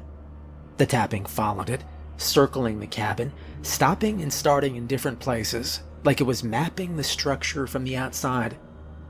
I kept the flashlight in my hand, but I didn't move toward the windows. The sound shifted toward the door. A faint scraping followed, lower than the rest, right along the base where the metal met the floor. I stepped closer, careful not to make any noise, and I angled the light down toward the seam. The tape held. And for a few seconds, nothing happened. And then the metal flexed slightly. Something pushed against it from the outside, testing the seal. The pressure increased. The tape stretched, but didn't break. And after a moment, the pressure stopped. The tapping moved on. I stood there, listening as it traced along the edges of the cabin, moving from one point to another, never stopping for long. And that went on for hours. Eventually, sometime past midnight, the sounds faded. The tapping slowed, then stopped completely. By the time I checked the windows again, there was nothing outside but the dark tree line and the faint movement of branches in the wind. The next morning, Eric came by up with a supply crate. He set it down near the door and glanced around the cabin. "You sealed it?" "Yeah," I said. He walked over to one of the walls and ran his hand along the taped seam, pressing lightly against it. "Good." I hesitated for a second before speaking. "What are they?" He didn't look at me right away. "Centipedes," he said. "They're bigger than anything I've ever seen. And they're not just moving around, they're looking for a way in." There was a gap, I began. Small, I didn't think it mattered. He nodded once. "They don't need much." I let that sit for a second. "If one of them gets in, what happens?" I asked. Eric stopped moving. He looked at the floor, then back at me. "There won't be anything left of you." That was all he said. Later that day, I checked the exterior. I climbed down part way, and I looked along the supports and the outer panels where I could reach safely.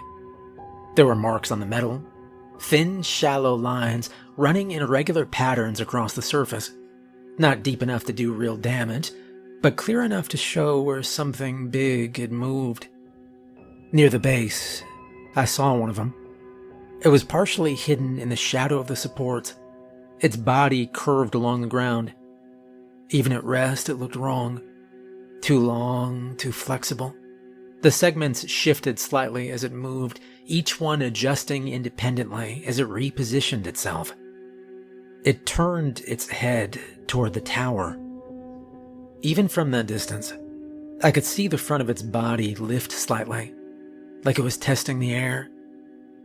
I climbed back up real fast without getting closer. And that night, I sealed the cabin earlier. I checked every seam twice, pressed down every strip of tape until I was sure it would hold.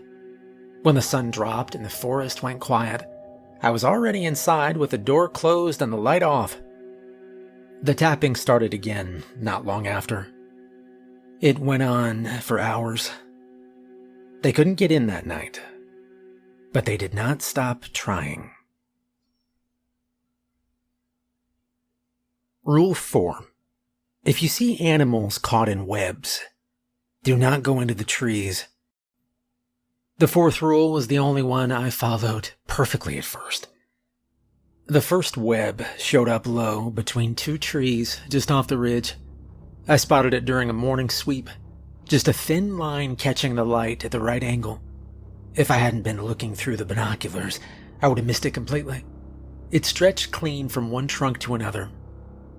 There was a rabbit caught in it, hung a few feet off the ground, one leg twisted in the strands. Wasn't moving. I watched it for a while. Nothing came for it. But I didn't go down. The rule was clear. If you see animals caught in webs, you do not go into the trees. So I stayed in the tower and kept watching. Over the next few days, more webs showed up. They didn't appear all at once. They spread slowly, one at a time, deeper in the trees at first, and then closer to the ridge, each one placed with the same precision, tight spans between trunks, different heights, some low, some high enough that they disappeared into the canopy. And the animals changed. Birds first, then another rabbit, then a coyote. And that's when I started seeing him. At first it was just movement. Something shifting above the webs, high in the branches where the light didn't fully reach. I'd catch it in pieces. Something long, sliding from one trunk to another, then gone again before I could focus on it. I kept the binoculars trained on that area longer than I should have. And that's when I saw the first one clearly. A spider. It moved across a web stretched between two trees, its legs placing down one at a time. The body was massive, easily the size of a small car, maybe larger depending on how much it was hidden in the shadows. The legs extended far beyond that, reaching from trunk to trunk without needing to touch the ground. It didn't rush. It didn't hunt the way animals do. It just moved slowly along the web. I lowered the binoculars and I stepped back from the window. I didn't go down. For the next few days, I stayed in the tower and I watched the tree line carefully. More webs appeared, more movement above them. Sometimes I'd catch the shape of another spider crossing between branches. Sometimes just the shift of a leg or the tension of a strand pulling tight. They never came out of the trees, not once. They stayed in the forest, building outward, filling the space between trunks with those same tight, controlled lines. The closer they got to the ridge, the more defined the webs became. And then one night, I saw the fire. Not at the edge of the trees. It was right in the middle of it. A small campfire, steady and low, glowing through the webs like it didn't belong there. I saw movement around it. People. 3, maybe 4. They weren't moving like they understood where they were. They were just sitting there, staying. Well, I didn't hesitate that time. I grabbed a dark jacket, a flashlight, and I headed down. And the forest felt wrong the second I stepped into it. Empty. No insects, no wind moving the branches. Nothing but the sound of my own steps and the faint crackle of that fire ahead. The closer I got, the more I could see the webs. They were everywhere. Some were thick enough to catch the light from my flashlight in solid lines. Others were nearly invisible until I was a step away. I moved carefully, watching every step. And when I reached the clearing, I stopped at the edge. It was a family. 2 adults, 2 little kids, sitting close to the fire, packs on the ground, like they just stopped for the night without having any idea where they were. This area was supposed to be off limits. They looked up when they saw me. "You need to leave now," I said. And that was enough. They could see the look on my face. The man stood first, turning slightly toward the trees like he was about to ask something. And then he finally saw them. The eyes. They were everywhere. Low between the trunks, higher up along the branches, scattered in a wide circle around the clearing. Dozens of them, all fixed in place just beyond the firelight. Watching us. Nobody spoke after that. I grabbed a branch from the fire and held it out until it caught. "Take one," I said. They all did. Each of them took a burning branch, holding it out in front of them. The light pushed back the dark just enough to give us space, but it didn't reach far. I could feel them above us. "Stay together," I said. "Don't run." We started moving. Slow. One step at a time, keeping the fire between us and the trees. The webs were everywhere now. I could see them clearly in the light, stretched across our path, some low enough to catch a foot, others at chest height. I guided the family carefully around each one. And that's when I looked up and I saw spiders everywhere. They were following us. Dozens of them, moving along the webs above us. Massive bodies shifting between branches, long legs stepping from strand to strand without making a sound. Some were directly above us, holding position as we passed underneath. They didn't drop or rush. They followed. I think they were waiting for the right moment. The eyes stayed with us the entire time, just outside the light. By the time we reached the edge of the trees, my arms were tight from holding the branch steady. The road opened up ahead, clear ground, no webs. I could hear the spider's legs moving faster behind us. But the pressure lifted the second we stepped out, and the spiders didn't follow. They stayed in the trees, just watching from the edge. The family moved faster once they saw their car, but they didn't break formation. They got in, started the engine, and they looked at me through the windshield like they were waiting for something. "There's another road west. Take it," I said. They didn't ask anything, they just went. I stood there until the headlights disappeared, and then I turned back toward the trees. From the road, you could see them clearly. The webs stretched through the forest in every direction, and above them, they moved. When I got back to the tower, I didn't even go near the windows right away. I stood in the center of the room and I waited for my breathing to settle. Later, when Eric came up, I told him what happened. He listened, then looked out toward the tree line. "There's more than usual," he said. We burned it the next day. A full section of forest, cut clean along the ridge before the webs could reach the tower. The fire took fast, climbing through the strands and the dry ground underneath. I saw movement in the trees as it spread, large shapes pulling back ahead of the flames, retreating deeper into the forest. They didn't come out. When it was over, the ground was black. No webs, no movement. I've been in those trees once. That's enough. Most people who go in don't come back out. And I know I got very lucky. Well, after the burn, things improved. The section of forest below the tower slowly started coming back. First the grass, then the small growth. After that, the animals returned like they always do. Rabbits showed up along the ridge again. Birds moved back into the trees. A few weeks later, I saw a deer pass through the same stretch that had been nothing but ash not long before. From up top, it looked normal again. The job went back to kind of routine. Morning sweeps, log entries, radio checks. I still go down into the forest when I have to, clearing lines, checking sections the tower can't see. That part doesn't change.